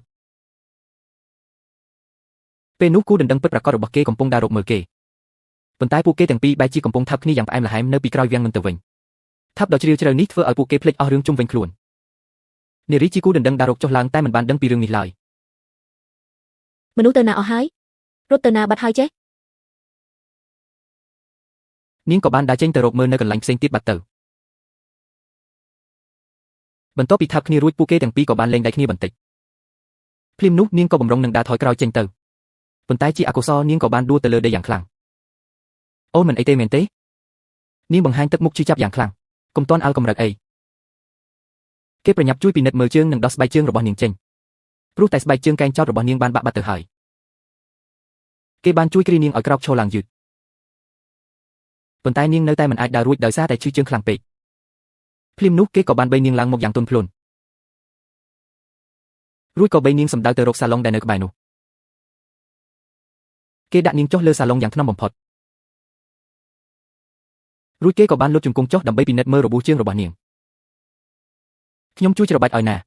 ឈឺបន្តិចមែនតែមួយសន្ទុះនឹងធូរស្រាលហើយខ្ញុំចាប់ដើមជឿហើយថាលីធានឆឹងពិតជាបានបង្កើតការចាប់ដើមដ៏មិនល្អមួយក្នុងជីវិតខ្ញុំគេបានផ្ដល់លទ្ធភាពដ៏ខុសឆ្គងមួយមកឲ្យខ្ញុំញ៉ាំងឲ្យជីវិតដែលធ្លាប់តែស្ងប់ស្ងាត់របស់ខ្ញុំប្រែជាមានផ្លូវដើរថ្មីជាផ្លូវមួយដែលគ្មានថ្ងៃដឹងពីទីបញ្ចប់ប៉ុន្តែវាបែរជាធ្វើឲ្យខ្ញុំចង់លះបង់គ្រប់បែបយ៉ាងដើម្បីវាទៅនៅជាមួយគេតើនៅតែឈឺចាប់មែនទេកុំច្របាច់វាទៀតអីឲ្យតែមានវត្តមានបងនៅទីនេះបេះដូងខ្ញុំនឹងនៅតែឈឺចាប់ជានិច្ចភ្នែកសម្លឹងមើលគ្នាពោពេញដោយភាពអាល័យគេបានជួយរៀបចំរົບអាពីពីឲ្យនាងជាចុងក្រោយរួចក៏ក្រោកឈរឡើងដើម្បីលាគ្នាជាផ្លូវការជូនពរអូនឲ្យមានសុភមង្គលក្នុងថ្ងៃរៀបការទុកជាមុនចាស់បងក៏ដូចគ្នាណាស្នាមញឹមបង្កប់ដោយភាពជូរចត់មុនពេលបែកចេញគេបានដើរចេញទៅទាំងក្តីអាឡោះអាល័យបំផុតផ្លូវជីវិតដែលដើរខុសគឺត្រូវតែដាច់ចិត្តកាត់ផ្ដាច់វាភ្លាមរឿងហេតុផលទាំងអស់នេះខ្ញុំយល់ច្បាស់ណាស់ហើយក៏សង្ឃឹមថាខ្លួនឯងពិតជាអាចធ្វើបានមែនហើយក៏សង្ឃឹមថាបងក៏អាចយល់ពីអារម្មណ៍មួយនេះដូចគ្នាជីវិតបានត្រឡប់មកសភាពធម្មតាវិញហើយមើលទៅដូចជាពួកយើងគ្មានអ្វីពាក់ព័ន្ធគ្នាទៀតឡើយតែស្រមោលរបស់បងនៅតែដកជាប់ក្នុងខួរក្បាលខ្ញុំមិនបាត់សោះវាបានរំលឹកខ្ញុំជានិច្ចថារឿងរ៉ាវក្នុងអតីតកាលទាំងនោះគឺមិនដែលរលាយបាត់ទៅណាឡើយប៉ុន្តែខ្ញុំមិនអាចងាកក្រោយវិញបានទេខ្ញុំត្រូវតែបោះជំហានទៅមុខដើម្បីរៀបចំជីវិតចូលកន្លងត្រឹមត្រូវឡើងវិញពេលវេលាកន្លងផុតទៅនាងបានមកមើលផ្ទះថ្មីឡានពណ៌សមួយគ្រឿងបានបើកមកឈប់នៅខាងមុខអគារមិត្តប្រុសរបស់នាងបានចុះពីលើឡានយ៉ាងរហ័សគឺបូរេមួយនេះឲ្យអូនសម្លាញ់តម្លៃផ្ទះនៅក្នុងបូរេនេះថ្លៃខ្លាំងណាស់ពួកយើងគ្មានលទ្ធភាពទិញទេតោះពួកយើងត្រឡប់ទៅវិញទៅកុំអាលអីណាតោះទៅមើលសិនទៅពួកយើងមានសំណាងល្អណាស់លើកនេះម្ចាស់ផ្ទះគាត់ត្រូវការលុយប្រញាប់ច្បាស់ជាអាចចរចាបានតម្លៃធូរថ្លៃខ្ញុំគិតថាពួកយើងទៅវិញល្អជាងមកដល់ហើយមែនទេលោកគឺលោកវូមែនទេខ្ញុំជំរាបសួរលោកម្ចាស់ផ្ទះចុះរាយម្នាក់នេះវិញគឺជានរណាដែរនាងគឺជាមិត្តស្រីរបស់ខ្ញុំបាទជំរាបសួរខ្ញុំឈ្មោះលីធានឆឹងតើខ្ញុំអាចស្គាល់ឈ្មោះអ្នកនាងបានទេខ្ញុំឈ្មោះឈីស៊ឺឈីវជំរាបសួរអ្នកនាងស៊ឺឈីវចាស់ជំរាបសួរលោកលីអញ្ជើញអ្នកទាំងពីរដើរតាមខ្ញុំមកខាងក្នុងបាទអរគុណច្រើនលោកពួកគេទាំង3នាក់បានដើរចូលទៅមើលក្នុងផ្ទះបរិយាកាសនៅក្នុងផ្ទះធំទូលាយនិងមានដេកយ៉ាងប្រណិត យ៉ាងម៉េចដែរបុរសម្នាក់សួរទៅកាន់នារីម្នាក់ពីអារម្មណ៍របស់នាង ប៉ុន្តែក្នុងចិត្តនាងកំពុងតែមានវិបដិសារីទឺដងណាស់ រូបភាពអតីតកាលផ្អែមល្ហែមស្រាប់តែលេចឡើង របស់ទាំងនេះសុទ្ធតែជាមុខម្ហូបដែលខ្ញុំចូលចិត្តសាកភ្លក់មើលទៅញ៉ាំទៅយ៉ាងម៉េចដែរ ឲ្យតែអូនបញ្ចុកគឺដឹងតែឆ្ងាញ់ហើយ សួស្ដីអ្នកទាំងអស់គ្នាមកមើលផ្ទះមែនទេខ្ញុំប្រាប់អ្នកចុះផ្ទះនេះពិតជាមានតម្លៃណាស់បើសិនជាខ្ញុំនឹងធានឆឹងមិនរៀបការទេហើយគាត់ចង់បដូរទៅផ្ទះធំជាងនេះក៏ខ្ញុំមិនព្រមលក់ដែរ ផ្ទះនេះពិតជាល្អណាស់ មិនត្រឹមតែផ្ទះល្អទេថែមទាំងមានចំណតឡានល្អខ្ញុំនាំទៅមើល ស៊ឺឈីវខ្ញុំទៅមើលចំណតឡានមួយផ្លែតគ្រប់គ្នាក៏បានដាក់ចេញទៅបន្សល់ទុកតែពួកគេពីរនាក់ អបអរសាទរផងណាដែលចិត្តរៀបការហើយ នាងនិយាយពាក្យជូនពរទាំងអារម្មណ៍ឈឺចាប់ខឹងមែនទេបើខ្ញុំមិននិយាយបែបនេះនាងច្បាស់ជាមិនព្រមលក់ផ្ទះឡើយ ខ្ញុំមិនយកផ្ទះរបស់លោកឡើយ ហេតុអ្វីមិនយកតម្លៃថោកហើយទីតាំងក៏ល្អទៀតលោកអាចជួបមនុស្សជោគជ័យជាច្រើនលោកមិនខាតបង់ឡើយ សុំទោសខ្ញុំមិនចង់ស្គាល់អ្នកណាឡើយខ្ញុំក៏មិនចង់ក្លាយជាអ្នកណាដែរខ្ញុំនឹងទិញផ្ទះធម្មតាមួយដើម្បីរស់នៅក្នុងជីវិតសាមញ្ញរបស់ខ្ញុំ តើអូនប្រកាសទេថាវាជាអ្វីដែលអូនចង់បានពិតប្រាកដ យ៉ាងហោចណាស់ខ្ញុំប្រកាសថាជោគវាសនានៅក្នុងដៃខ្ញុំវាមានហេតុផលត្រឹមត្រូវខ្ញុំស្អប់អារម្មណ៍ដែលគ្រប់គ្រងមិនបានហើយរឹតតែស្អប់ខ្លួនឯងដែលត្រូវបាត់បង់ការគ្រប់គ្រងព្រោះតែលោក បើអញ្ចឹងអូនកាន់តែចូលចិត្តផ្ទះនេះហើយក ុំប៉ះខ្ញុំពេលនេះចិត្តរបស់ខ្ញុំពិតជាច្របូកច្របល់ណាស់រូបភាពដែលនៅជាមួយលោកជាច្រើនថ្ងៃនោះវាតែងតែលងបន្លាចក្នុងខួរក្បាលខ្ញុំរយៈពេល7ថ្ងៃនោះប្រៀបដូចជាថ្នាំបំបាត់ការឈឺចាប់ពេលអស់ប្រសិទ្ធភាពវានឹងធ្វើឲ្យខ្ញុំកាន់តែឈឺចាប់ខ្លាំងឡើងតាំងពីតូចដល់ធំជីវិតដែលដើរតាមជំហានរបស់ខ្ញុំមានតែពេលប្រឈមមុខនឹងលោក ភ្លាមនោះគេក៏បានទាញនាងមកថាបយ៉ាងផ្អែមល្ហែមខ្ញុំស្មានតែមានតែខ្ញុំដែលកំពុងតែនឹកអ្នកយ៉ាងខ្លាំងឈួតលប់ទៅហើយពួកគេទាំងពីរនាក់ក៏បានអបថាប់គ្នាយ៉ាងមានក្តីសុខបំផុត សារធាតុអាដ្រេណាលីននិងអរម៉ូនគ្រប់យ៉ាងសុទ្ធតែប្រឆាំងមិនឲ្យខ្ញុំរុញគេចេញទោះបីជាដឹងថាការរុញគេចេញទៅជារឿងត្រឹមត្រូវសេចក្តីស្រឡាញ់ប្រៀបដូចជាបណ្ដាសាការរុញច្រានដោយចៃដន្យដូចជាការលេងសើចនៃព្រះលិខិតធ្វើឲ្យពួកយើងទាំងពីរវង្វេងវង្វាន់អស់ហើយ បន្ទាប់មកពួកគេក៏បានដកបូមមកចេញពីគ្នាខ្ញុំដឹងថាអ្នកទាំងអស់គ្នាកំពុងរកផ្ទះគឺខ្ញុំជាអ្នកឲ្យអ្នកកណ្ដាលណែនាំផ្ទះនោះទៅគាត់ព្រោះខ្ញុំចង់ឲ្យអ្នករស់នៅក្នុងកន្លែងល្អជាងនេះទោះបីជាអ្នកមិនទិញវាក៏ខ្ញុំអាចជួបអ្នកបានដែរនាងស្ដាប់ហើយក៏ដកដង្ហើមធំរួចដកដៃចេញពីបរិះនោះ ពួកយើងគ្មានលុយទិញផ្ទះរបស់អ្នកទេទៅថ្ងៃមុខពួកយើងក៏មិនបាច់ជួបគ្នាទៀតដែរ ធ្វើជាសង្សារខ្ញុំម្ដងទៀតបានទេតែមួយយប់ក៏បានខ្ញុំព្រមបញ្ចុះតម្លៃឲ្យ3លានភ្លាមខណៈនោះមានគូស្នេហ៍មួយគូទៀតកំពុងតែដើរចូលមកក្នុងអគារហើយពួកគេក៏បានដើរចូលក្នុងជណ្ដើរយន្តរួចចុចឡើងទៅជាន់ទី3 មិនបានទេ បរិះនោះមិនព្រមស្ដាប់ក៏ទីនាងមកថាម្ដងទៀតជណ្ដើរយន្តក៏បានឡើងមកដល់ជាន់ទី3ទ្វារជណ្ដើរយន្តក៏បានបើកឡើងគូស្នេហ៍ថ្មីនោះក៏បានដើរចេញមកសង្សារចាស់ទាំងពីរនៅតែបន្តថាគ្នានារីម្នាក់នោះដើរទៅចុចលេខកូដទ្វារផ្ទះនាងខំប្រឹងរុញបរិះនោះចេញទាំងបង្ខំពេលទ្វារផ្ទះបានបើកឡើងនាងក៏បានទេកំភ្លៀងបរិះនោះមួយទំហឹងធ្វើឲ្យអ្នកដែលដើរចូលមកសម្ដែងការភ្ញាក់ផ្អើលយ៉ាងខ្លាំងរីឯនាងវិញក៏ប្រញាប់ដើរទៅជិតទូទូហើយបរិះនោះក៏ទៅអង្គុយលើសាឡុងធ្វើមិនដឹងស៊ឺឈីវអំបញ្ញមិញខ្ញុំទៅមើលកន្លែងចតឡាននៅខាងក្នុងមានឡានទំនើបច្រើនណាស់ អាឆឹងមុខរបស់អ្នកកើតអីហ្នឹង បរិះនោះធ្វើជាសៀបមុខរបស់ខ្លួនឯងអូមិញនឹងមានមូសមួយទុំនៅលើនឹងខ្ញុំទេវាខ្លាំងដៃបន្តិចទៅណា មូហឹង ស៊ឺឈីវខ្ញុំបានកាន់នាលុយសន្សំយ៉ាងហើយតែ3លានទៀតប៉ុណ្ណោះឬបែបនេះធ្វើឲ្យនាងនឹកឃើញសម្ដីបរិះមិញនេះរួចកាត់មកឈុតមិត្តភក្តិនាងសួរនាំ 3លានហែឯងកុំប្រាប់ណាថាឯងមិនព្រមព្រៀងនោះណាឯងកុំប្រាប់ណាថាឯងមិនយកព្រមខ្ញុំពិតជាមិនអាចយកព្រមបានទេជួយផងលោកឲ្យប្រសិនបើលីធានឆឹងព្រមគេងជាមួយខ្ញុំមួយយប់ខ្ញុំសុកចិត្តឲ្យលុយគេ5លានទៀតផងមិនមែនឯងចង់ទិញផ្ទះនោះតាំងពីយូរហើយទេអីឱកាសល្អនៅចំពោះមុខហើយតើឯងនៅរារែកចិត្តដល់ពេលណាទៀត នាងដកដង្ហើមធំទាំងចិត្តស្មុគស្មាញ ទំនាក់ទំនងរវាងខ្ញុំនិងលីធានឆឹងត្រូវបញ្ចប់នឹងវាគ្រប់គ្រាន់ហើយខ្ញុំមិនហ៊ានធានាអនាគតតតែសោះប្រសិនបើខ្ញុំបន្តនៅក្បែរគេសំបីតែមួយវានឹងធ្វើឲ្យប្រព័ន្ធតម្លៃក្នុងចិត្តខ្ញុំរង្គោះរង្គើខ្លាំងណាស់អព្រះឲ្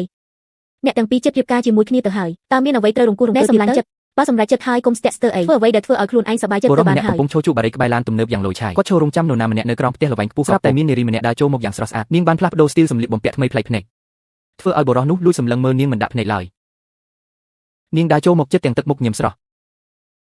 រីឯប្រុសកំឡោះវិញលួចសម្លឹងមើលនាងទាំងអារម្មណ៍ជ្រួលច្របល់នាងដើរមកឈរក្បែរគាត់ដោយក្តីជឿជាក់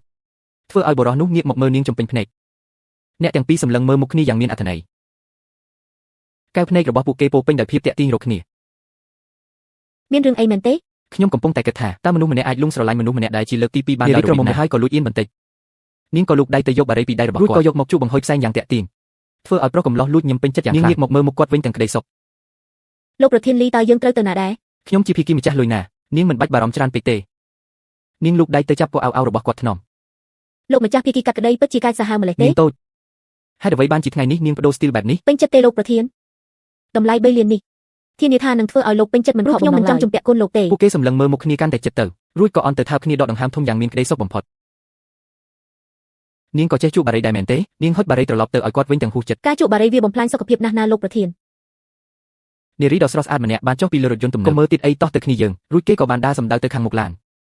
ដ៏ប្រណីតនេះក៏បានបើកចេញទៅពួកគេទាំងពីរនាក់បានឈរថាប់គ្នាយ៉ាងផ្អែមល្ហែមនៅពីមុខរថយន្តលំដាប់ខ្ពស់ យឺតបន្តិចបង យឺតបន្តិចទៅណាពេលយប់ឡើងពួកគេបានទៅបោះជំរំជាមួយគ្នា បងប្រុសឯងធ្ងន់ខ្លាំងណាស់ដឹងទេ ជួយប្រើកម្លាំងឲ្យខ្លាំងជាងនេះបន្តិចមកមើល ទៅហើយ នាងបានរុញគេយ៉ាងខ្លាំងរហូតដល់ហោះឡើងជីស៊ឺឈីវពួកគេទាំងពីររត់ប្រដេញគ្នាយ៉ាងសប្បាយរីករាយប្រយ័ត្នផង អូហូអស្ចារ្យណាស់ គេបាននាំនាងបាញ់កាំជ្រួចយ៉ាងស្រស់ស្អាតពីពេញផ្ទៃមេឃនារីត្រីនោះ ស្អាតខ្លាំងណាស់ ពិតជាស្អាតមែនបន្ទាប់មកនាងក៏បានធ្វើការអាំងសាច់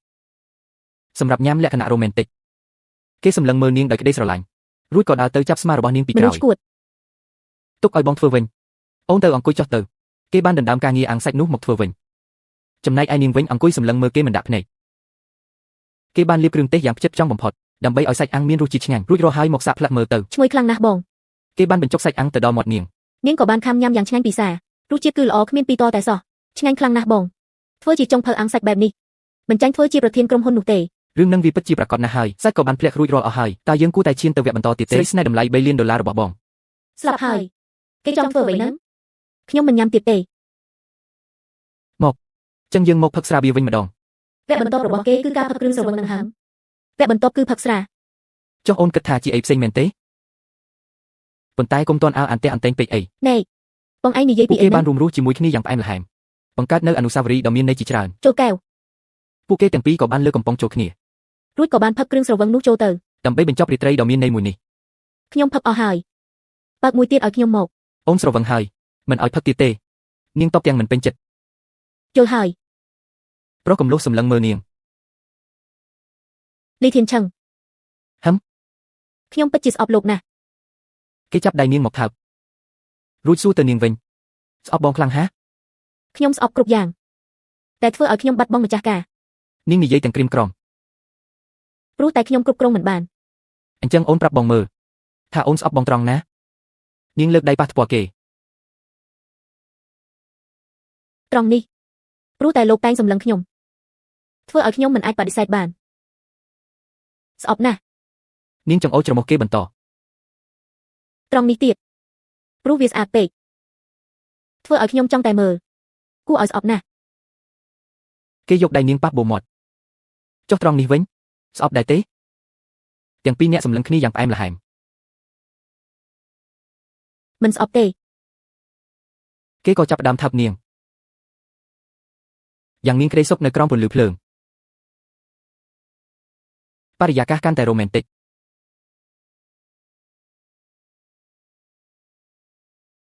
ពួកគេបានបន្តការថើបនៅក្នុងតង់ដៃប្រុសកំឡុសចាប់ផ្ដើមដោះខ្សែក្រវ៉ាត់តែនាងក៏បានចាប់ដៃគេខាត់អូនប្រកាសចិត្តទេ លោកមកសួរខ្ញុំថាប្រកាសចិត្តទេនៅពេលនេះហេពេលលៀនមានអ្វីមិនប្រកាសទៅ អូនចង់បានផ្ទះនោះខ្លាំងណាស់មែនទេនៅក្នុងតង់ដ៏មានបរិយាកាសកក់ក្ដៅ ខ្ញុំពិតជាប្រាថ្នាចង់បានខ្លាំងណាស់ចង់បានផ្ទះមួយខ្នងចង់មានគ្រួសារមួយដ៏ពិតប្រាកដ បរិសុទ្ធជាសង្សារសម្លឹងមើលនាងដោយក្តីអាណិតរួចនាងក៏លើកដៃទាំងពីរទៅចាប់ថ្ពាល់របស់គេក្នុងហើយផ្អែកថ្ងាសទល់នឹងថ្ងាសរបស់គេ លីធានឆឹងខ្ញុំជាក្មេងកំព្រាឪពុកម្ដាយចិញ្ចឹមខ្ញុំសុទ្ធតែជាអ្នកញៀនល្បែង នាងបើកភ្នែកសម្លឹងចំគេ ពួកគាត់ផ្ញើវាសនាលើមេឃចង់តែមានបាន រួចក៏ទម្លាក់ដៃមកកាន់ករបស់គេ ចុងក្រោយក៏ជំពាក់បំណុលគេវក់វីពួកគាត់បង្ខំឲ្យខ្ញុំស៊ីញេតទូបំណុលថែមទាំងបង្ខំឲ្យខ្ញុំរៀបការជាមួយម្ចាស់បំណុលដើម្បីយកលុយបណ្ណាការទៅសងបំណុលពួកគាត់បន្ទាប់មកខ្ញុំក៏លួចរត់ចេញមកខ្ញុំគ្រាន់តែចង់រត់ឲ្យផុតពីពួកគាត់ដើម្បីរស់នៅក្នុងជីវិតដ៏ស្រទន់មួយ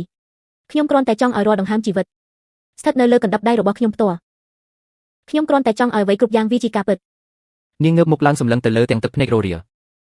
ហេតុអ្វីក៏វាពិបាកយ៉ាងនេះ បរិសុទ្ធជាសង្សារក្តោបដៃនាងណែនដើម្បីផ្ដល់កម្លាំងចិត្តពីមុនមកហេតុអ្វីខ្ញុំមិនដែលឮអូននិយាយរឿងទាំងនេះនារីជាសង្សារបង្ហូរទឹកភ្នែកចុះមកថ្នម ចាត់ទុកថាគ្មានសេចក្តីស្នេហាក៏ល្អដែរខ្ញុំគ្រាន់តែប្រាថ្នាចង់បានភាពសាមញ្ញធម្មតាចង់បានភាពច្បាស់លាស់មានគម្រោងច្បាស់លាស់គឺគ្រប់គ្រាន់ហើយព្រោះការដើរខុសផ្លូវវាត្រូវបង់ថ្លៃខ្ពស់ណាស់ខ្ញុំមិនអាចរែកពន្ធវារួចនោះទេ នាងលើកដៃទៅអង្អែលថ្ពាល់ខាងឆ្វេងរបស់គេម្ដងទៀត លក្ខខណ្ឌគឺខ្ញុំមិនគួរជួបបងតាំងពីដំបូងលីធានឆឹង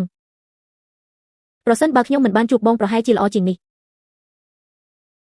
នាងសម្លឹងមើលមុខគេទាំងទឹកភ្នែករហាមរួចពួកគេទាំងពីរក៏បានអន់ទៅថប់គ្នាយ៉ាងមានន័យ ពួកគេទាំងពីរនាក់កំពុងតែថាប់គ្នាយ៉ាងមានក្តីសុខលីឃិនឆឹងបន្ទាប់មកនាងក៏បានសម្លឹងមើលមុខគេ ខ្ញុំពិតជាចង់ស្រឡាញ់លោកខ្លាំងណាស់ កែវភ្នែករបស់នាងបង្កប់ដោយភាពស្ទាក់ស្ទើរ ប៉ុន្តែខ្ញុំមិនហ៊ានរំខានបេះដូងខ្លួនឯងទេ ភ្លាមនោះនាងក៏ស្រវៀតទៅថាប់គេម្ដងទៀតពួកគេថាប់គ្នាយ៉ាងស្អិតល្មួតនៅលើគ្រែបរិយាកាសនៅក្នុងតង់កាន់តែក្តៅគប់ដៃរបស់នាងចាប់ផ្ដើមស្រាយខ្សែក្រវ៉ាត់របស់គេប៉ុន្តែស្រាប់តែនាងក៏ឈប់ធ្វើសកម្មភាពពួកយើងត្រឡប់ទៅវិញទៅ កុំអី នាងបានរុញគេឲ្យដេកទៅលើគ្រែហើយក៏បន្តថាប់គេយ៉ាងមានក្តីសុខបំផុតការពិតទៅទាំងអស់នេះគ្រាន់តែជាការយល់សប្តិរបស់នាងប៉ុណ្ណោះ ខ្ញុំគ្រាន់តែចង់បណ្ដោយតាមអារម្មណ៍រាងកាយម្ដង នាងអបថាប់គេដោយមិនខ្វល់ពីអ្វីទាំងអស់ មិនពាក់ព័ន្ធនឹងរឿងបីលាននោះទេ នាងថាប់ថ្ពាល់នឹងកញ្ចឹងរបស់គេយ៉ាងថ្នមរួចក៏ទម្រែកខ្លួនដេកអប់គ្នាយ៉ាងកក់ក្ដៅនៅលើគ្រែនៅក្នុងសុបិនពួកគេទាំងពីរញឹមដាក់គ្នាយ៉ាងមានសុភមង្គលគេអាប់នាងចុះក្នុងរង្វង់ដៃដោយក្តីស្រឡាញ់រូបភាពក្នុងសុបិនក៏បានកាត់មកការពិតវិញនៅក្នុងការពិតគឺគេកំពុងតែគ្រានាងដែលស្រវឹងចូលក្នុងបន្ទប់គេបានគ្រានាងដើរទៅរកសាឡុងយ៉ាងលំបាករួចក៏ដាក់នាងឲ្យគេងសម្រាប់នៅលើសាឡុងថ្នមគេជួយដោះស្បែកជើងចេញពីជើងរបស់នាងបន្ទាប់មកគេក៏បានដោះអាវក្រៅរបស់ខ្លួនយកមកដណ្ដប់លើខ្លួនឲ្យនាងកុំឲ្យរងាពេលដែលគេរៀបនឹងដើរចេញនាងក៏ចាប់ដៃគេជាប់ កុំតន់ទៅអី នាងស្រវឹងខ្លាំងហើយចាំខ្ញុំទៅឆុងទឹកឃ្មុំឲ្យផឹកកែស្រវឹងណានាងក៏ព្រមលែងដៃហើយគេងលក់ទៅវិញយ៉ាងលងលក់រីឯប្រុសកំឡោះក៏ដើរទៅរកដើម្បីរៀបចំធ្វើទឹកកែស្រវឹងគេបានដួសទឹកឃ្មុំដាក់ចូលទៅក្នុងកែវរួចក៏ចាក់ទឹកក្តៅចូលហើយកូរវាឲ្យសព្វដើម្បីយកទៅឲ្យនាងផឹកប្រុសសង្ហាម្នាក់នេះកំពុងកាន់កែវទឹកដើរមកក្បែរនារីម្នាក់គេបានអង្គុយចុះទៅជិតលើសាឡុងរួចក៏បញ្ចុកទឹកឲ្យនាងផឹកទាំងជាអ្នកណាអញមកធ្វើអីនៅផ្ទះយើងស្រាប់តែពេលនោះមិត្តប្រុសរបស់នាងបានបើកទ្វារដើរចូលមកអញមកធ្វើអីនៅផ្ទះយើងហេតុអីអញជូនមិត្តស្រីយើងមកវិញបិទភ្លើងប្រុសសង្ហាបញ្ជាឲ្យមិត្តប្រុសនាងបិទភ្លើងជាបន្ទាន់ជីនាងស្រវឹងខ្លាំងណាស់ទើបខ្ញុំជូននាងមកវិញអញគឺជាម្នាក់ដែលលក់ផ្ទះលើកមុនមែនទេដូចជាធ្លាប់ឃើញអញនៅក្រុមហ៊ុនដែរខ្ញុំជាអ្នកលក់ហើយក៏ជាចៅហ្វាយនីរបស់នាងដែរអញចង់ធ្វើអីហ្នឹងលើកមុនមិនទាន់បានមើលអញឲ្យច្បាស់ខ្ញុំតែងតែឆ្ងល់ណាស់ថាជីនាងជ្រើសរើសមនុស្សប្រុសបែបណាធ្វើជាសង្សារអញស័ក្តិសមនឹងនាងត្រង់ណាគេឈ្មោះមនុស្សប្រុសត្រូវខូចដោយសារឯងនិយាយអីចឹងលុយសន្សំក៏គ្មានឡាននឹងផ្ទះក៏មិនមានតែម៉ែចូលចិត្តរវីរវល់រឿងអ្នកដទៃនោះដូចឯងគ្មានសមត្ថភាពការពារហានិភ័យអ្វីទាំងអស់ក្នុងមួយថ្ងៃឯងលួចមើលស្រីស្អាត live វីដេអូ5ម៉ោងជាងខ្ញុំនិយាយត្រូវមែនទេអញកុំមកនិយាយផ្ដេសផ្ដាស់ចង់ខូចខើមិនក៏បានដែរប៉ុន្តែត្រូវចេះផ្ដល់កិត្តិយសឲ្យនាងផងអញជាស្អែកកាត់មកដេញដោយយើងហ្នឹងស្រាប់តែមិត្តប្រុសនាងខឹងសម្បាយ៉ាងខ្លាំងហើយចង់វីតែត្រូវប្រុសសង្ហាចាប់ដៃជាប់ទូរស័ព្ទមួយខ្សែកាត់របស់ខ្ញុំអាចធ្វើឲ្យឯងមិនបាច់បារម្ភរឿងស្នេហាខ្ញុំនឹងដេញឯងចេញពីក្រុមហ៊ុនធានសាំងភ្លាមប្រុសសង្ហាក្រវ៉ាត់ដៃមិត្តប្រុសនាងចេញធ្វើឲ្យគេភ័យខ្លាចជាខ្លាំងរួចហើយគេក៏ដើរបែរក្នុងចេញទៅមួយខែក្រោយមកខ្ញុំនឹងឲ្យឯងចុះកិច្ចសន្យាទិញលក់ផ្ទះប៉ុន្តែពួកយើងតម្លៃផ្ទះនឹងបញ្ចុះតម្លៃ3លានយន្តតែឯងត្រូវចេញលុយពាក់កណ្ដាលហើយត្រូវដាក់ឈ្មោះជីចូលក្នុងប្លង់ដីដែរមួយវិញទៀតមើលថែនាងឲ្យបានល្អម៉ែប្រញាប់ញ៉ាំលុយឲ្យខ្ញុំណាស់លើកនេះអាវធំពណ៌ខ្មៅមួយត្រូវបានដណ្ដប់លើខ្លួននារីម្នាក់នាងកំពុងតែគេងលក់យ៉ាងស្កប់ស្កល់នៅលើសាឡុងភ្លាមនោះនាងក៏បានដឹងខ្លួនឡើងហើយក៏បានងើបអង្គុយទាំងអារម្មណ៍នៅស្រពេចស្រពិលនាងយកដៃស្ទាបក្បាលព្រោះមានអារម្មណ៍ថាវិលមុខកែវទឹកនៅលើតុបានធ្វើឲ្យនាងនឹកឃើញរឿងរ៉ាវខ្លះនាងនឹកឃើញពេលដែលខ្លួនឯងនឹងគេងអប់គ្នាក្នុងតង់នឹងការថាប់គ្នាយ៉ាងផ្អែមល្ហែមព្រមទាំងពេលដែលគេគ្រានាងក៏ទាញទូរស័ព្ទមកមើលស្រាប់តែឃើញសារមួយផ្ញើមកការដោះដូរបានសម្រេចថ្ងៃក្រោយខ្ញុំមិនមកបង្ខំអ្នកទៀតទេការចុះកិច្ចសន្យានៅខែក្រោយកុំភ្លេចមកឲ្យសោះអានសារនោះហើយធ្វើឲ្យនាងធ្លាក់ទឹកមុខភ្លាមនាងបានយកដៃស្ទាបអាវធំរបស់បុរសម្នាក់នោះរួចក៏អបអាវនោះជាប់នឹងទ្រូងទាំងក្តីអាឡោះអាល័យទឹកភ្នែករបស់នាងបានហូរចុះមកដោយមិនដឹងខ្លួនកាត់មកខាងប្រុសវិញគេដើរចូលមកក្នុងផ្ទះទាំងទឹកមុខស្រងូតស្រងាត់ស្រាប់តែសម្លេងនារីម្នាក់និយាយទៅកាន់បុរសម្នាក់ទៀតរបស់ទាំងនេះសុទ្ធតែជាសម្លដែលខ្ញុំចូលចិត្តញ៉ាំបំផុតគេឈរមើលអ្នកទាំងពីរបញ្ចុកអាហារគ្នាទាំងឈឺចាប់ឃើញពួកគេផ្អែមល្ហែមនឹងថាប់គ្នានៅចំពោះមុខរបស់គេរូបភាពទាំងនោះបានធ្វើឲ្យគេឈឺចាប់ស្ទើរស្ទះដង្ហើមពេលនេះខ្ញុំបែរជាមានចិត្តរងចាំយ៉ាងថោកទាបគិតថាបន្ទាប់ពីនាងរើចូលមករឿងរ៉ាវទាំងនេះនឹងមករំខានបីជានាងស្អប់ខ្ញុំក៏ដោយក៏សូមកុំបំភ្លេចខ្ញុំអីនេះហើយដែលគេហៅថាស្រឡាញ់គ្នាខាងរូបកាយនោះឯងអស់ឱកាសហើយបើឯងឈឺចាប់ឯងគួរតែទៅដណ្ដើមគេមកវិញទោះបីជាពួកយើងនៅលីវដូចគ្នាក៏ដោយប៉ុន្តែគម្លាតរវាងពួកយើងបែរជាបង្ហាញនៅចំពោះមុខទៅហើយទោះបីជានៅជាមួយគ្នាក៏មិនអាចដើរបានវែងឆ្ងាយដែរមិនអីទេឯងគិតមើលឡើងវិញទៅបន្ទាប់ពីបិទទូរស័ព្ទហើយនាងដកដង្ហើមធំទាំងក្រៀមក្រំនាងឈរមើលទៅខាងក្រៅបង្អួចទាំងចិត្តគិតខ្វល់ខ្វាយច្រើ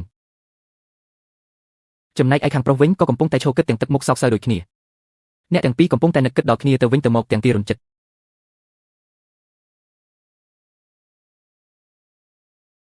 មួយខែក្រោយមកនាងដើរចេញពីបន្ទប់ទាំងអស់កម្លាំងហាក់ដូចជាមិនសូវស្រួលខ្លួនសោះនាងក៏ដើរមកចាក់ទឹកផឹករួចក៏ទាញទូរស័ព្ទផ្ញើសារសម្លេងទៅកាន់នរណាម្នាក់ ម៉ាក់ខ្ញុំកំពុងចេញទៅហើយប្រហែលជា40នាទីទៀតទៅដល់ម៉ាក់ចាំខ្ញុំបន្តិចណា នាងដកដង្ហើមធំទាំងក្តីបារម្ភបន្ទាប់មកនាងក៏បានធ្វើដំណើរមកដល់កន្លែងណាត់ជួបមួយនៅខាងក្រៅអគារនាងអបដៃទាំងអារម្មណ៍មិនសូវល្អពេលនោះបរិសុទ្ធពីរនាក់ដើរចេញមកម្នាក់ជាគូស្នេហ៍នាងនិងម្នាក់ទៀតជាប្រធានពួកគេទើបរៀបចំឯកសាររួចរាល់ ជាឈីវ ពួកយើងមានផ្ទះផ្ទាល់ខ្លួនហើយនេះជាប្លង់ផ្ទះរបស់យើង ពួកអ្នកមិនព្រមចាំខ្ញុំសោះ លោកប្រធានលីក៏មកម្នាក់ឯងដែរតើពួកយើងជាប្រុសរៀបចំទៅគឺបានហើយឥឡូវយើងមានផ្ទះជារបស់ខ្លួនឯងហើយខ្ញុំត្រូវទៅទទួលម៉ាក់ខ្ញុំមកក្រុងហើយដើម្បីមកនៅផ្ទះថ្មីជុំគ្នាជីវខ្ញុំត្រឡប់ទៅវិញដើម្បីដាក់ជួលផ្ទះចាស់នៅឯស្រុកប្រហែលជាត្រូវចំណាយពេលបន្តិចប៉ុន្តែខ្ញុំបានសុំច្បាប់សម្រាប់រួចរាល់អស់ហើយខ្ញុំត្រូវទៅឥឡូវហើយអូមែនហើយជីវធាតុអាកាសចុះត្រជាក់ខ្លាំងម៉ាក់ខ្ញុំគ្មានអាវក្រាស់ទេខ្ញុំសូមខ្ចីអាវធំរបស់អ្នកមួយមកនាងងើហើយក៏មានអារម្មណ៍អាក់អន់ចិត្តជាខ្លាំងលោកប្រធានលីដែលឈរមើលក៏មានអារម្មណ៍មិនសូវស្រួលចិត្តដែរនាងក៏សុខចិត្តដោះអាវធំឲ្យទៅគេរួចគូស្នេហ៍នាងក៏ដើរចេញទៅបាត់នាងឈរអបដៃទាំងរងាព្រោះសល់តែអាវស្ដើងមួយលោកប្រធានលីក៏ដើរមកជិតនាងខានជួបគ្នាយូរហើយនាងមិនតបរួចក៏ដើរចេញទាំងក្រៀមក្រំលោកប្រធានឃើញនាងរងាខ្លាំងក៏ប្រញាប់ដោះអាវធំរបស់ខ្លួនរត់តាមពីក្រោយហើយយកមកគ្របដណ្ដប់លើស្មារបស់នាងយ៉ាងកក់ក្ដៅនាងងាកមកមើលទាំងអារម្មណ៍រំភើបផងម៉ងសៅផងអូនមិនចង់ជួបបងខ្លាំងនឹងមែនទេកាត់លុយថ្លៃបាយប៉ុន្មានពេលសិនយ៉ាងហោចណាស់ក៏2ពេលដែរឥឡូវនេះនាងមានផ្ទះនៅហើយមានសុភមង្គលដែលនាងចង់បានហើយតាំងពីយាបការជាមួយលោកមកខ្ញុំមិនដែលសប្បាយចិត្តបែបនេះទេពីមុនមកប៉ុន្តែខ្ញុំមិនចង់ឲ្យនាងរស់នៅជាមួយប្រុសដែលដណ្ដើមអាវនាងពាក់នោះទេនាងតូចក៏បានយកដៃទៅស្ទាបដើមដៃរបស់នាងកំឡោះលោកអាកានីយកលីយើងកើតមកមានវាសនារៀងខ្លួនហើយគ្មានអ្វីដែលត្រូវស្ដាយស្រណោះនោះទេប៉ុន្តែជីវិតរបស់យើងគួរតែសម្រេចដោយខ្លួនឯងមិនចឹងអ្នកទាំងពីរឈរទល់មុខគ្នានៅខាងក្រៅប៉ារបស់វ៉ាន់នីងស្លាប់ដោយសារតែជួយសង្គ្រោះខ្ញុំមុនពេលស្លាប់គាត់បានផ្ញើវ៉ាន់នីងឲ្យខ្ញុំមើលថែពីមុនខ្ញុំតែងតែត្រូវគេចងជាប់នឹងពាក្យថាសិលមិនអាចស្ដាប់តាមបេះដូងខ្លួនឯងបានឡើយគឺជានាងហើយដែលធ្វើឲ្យខ្ញុំចង់រស់នៅដើម្បីអនាគតជាលើកដំបូងដូច្នេះតើនាងអាចនិយាយមិនទាន់ចប់ផងនាងក៏ស្រាប់តែសន្លប់បាត់បង់ស្មារតីសៀវឈីវនាងកើតអីហ្នឹងនាងគ្រាន់តែផ្ដាសាយធម្មតាប៉ុណ្ណោះមួយរយៈនេះប្រហែលជាហត់នឿយខ្លាំងពេកទើបរៀនសម្រាប់បន្តិចទៅនឹងជាហើយកុំបារម្ភអីបាទលោកគ្រូពេទ្យអរគុណលោកគ្រូពេទ្យហើយមិនអីទេទូនីតិរបស់ខ្ញុំតើនេះកំឡុះយកដៃស្ទាបថ្ងាសនាងតូចដោយក្តីបារម្ភគេអង្គុយយាមមើលថែនាងនៅក្បែរក្រែមិនព្រមឃ្លាតទៅណាឡើយតិចលក់ហើយនៅតែធ្វើមុខបែបនេះទៀតតើនាងមានរឿងវល់វល់ក្នុងចិត្តប៉ុណ្ណាទៅកុំទៅចោលខ្ញុំណាបាទខ្ញុំមិនទៅណាទេរងាណាស់រងាមែនទេគេក៏ទាញភួយដណ្ដប់ឲ្យនាងយ៉ាងកក់ក្ដៅបំផុតឆ្លងកាត់ថ្ងៃស្រឡះហើយក្តីស្រឡាញ់ដែលខ្ញុំធ្លាប់ជួបពីមុនមកសុទ្ធតែដើមចេញពីសេចក្តីប្រាថ្នាមនុស្សពីរនាក់ដែលលងក្នុងកម្មដង្ហារងចាំការបំបែកព្រំដែនសិលធម៌ប៉ុន្តែនៅក្នុងរាត្រីនេះខ្ញុំទើបតែដឹងថាស្នេហាពិតគឺជាចង្វាក់បេះដូងនៅពេលដែលនាងចង់ចិញ្ចើមខ្ញុំក៏ឈឺចាប់ដែរបរិសុទ្ធម្នាក់សម្លឹងមើលនារីជាទីស្រឡាញ់ដែលកំពុងគេងលងលក់ដៃរបស់នាងមានបិទបង់វិជ្ជសាស្ត្រនាងហាក់ដូចជាមិនសូវស្រួលខ្លួនតតែសោះបន្តិចក្រោយមកនាងក៏បានដឹងខ្លួនដកដង្ហើមធំនាងលើកដៃស្ទាបក្បាលទាំងទឹកមុខហត់នឿយរួចក៏ក្រឡេកមើលទៅជុំវិញបន្ទប់ដ៏ស្ងប់ស្ងាត់នាងប្រឹងងើបអង្គុយទាំងខ្លួននៅទន់ខ្សោយនាងដកដង្ហើមធំម្ដងទៀតដើម្បីប្រមូលកម្លាំងដឹងខ្លួនហើយអីបរិសុទ្ធនោះដើរកាន់ចានបបរចូលមកនាងឡើងកម្ដៅហើយកុំទាន់ប្រញាប់ងើបអីញ៉ាំអីបន្តិចសិនទៅគាត់ហុចចានបបរក្ដៅវិញឲ្យនាងទុកឲ្យខ្ញុំបញ្ចុកចុះនាងសម្លឹងមើលគាត់ទាំងក្តីរំភើបក្នុងចិត្តគាត់ផ្លុំបបរតិចរួចបញ្ចុកនាងដោយភាពទន់ភ្លន់នាងទទួលញ៉ាំបបរនោះទាំងទឹកមុខស្រទន់ថ្ងៃនេះបងមិនទៅក្រុមហ៊ុនទេអីមានការអីមែនទេខ្ញុំគ្រាន់តែចង់ដឹងថាបងអាចនៅទីនេះបានយូរប៉ុណ្ណានៅយូរប៉ុណ្ណាក៏បានដែរគាត់តបទាំងញឹមយ៉ាងកក់ក្ដៅអញ្ចឹងបើខ្ញុំយល់ថាបងអាចនៅមើលថែខ្ញុំរហូតក៏បានមែនទេមែនហើយ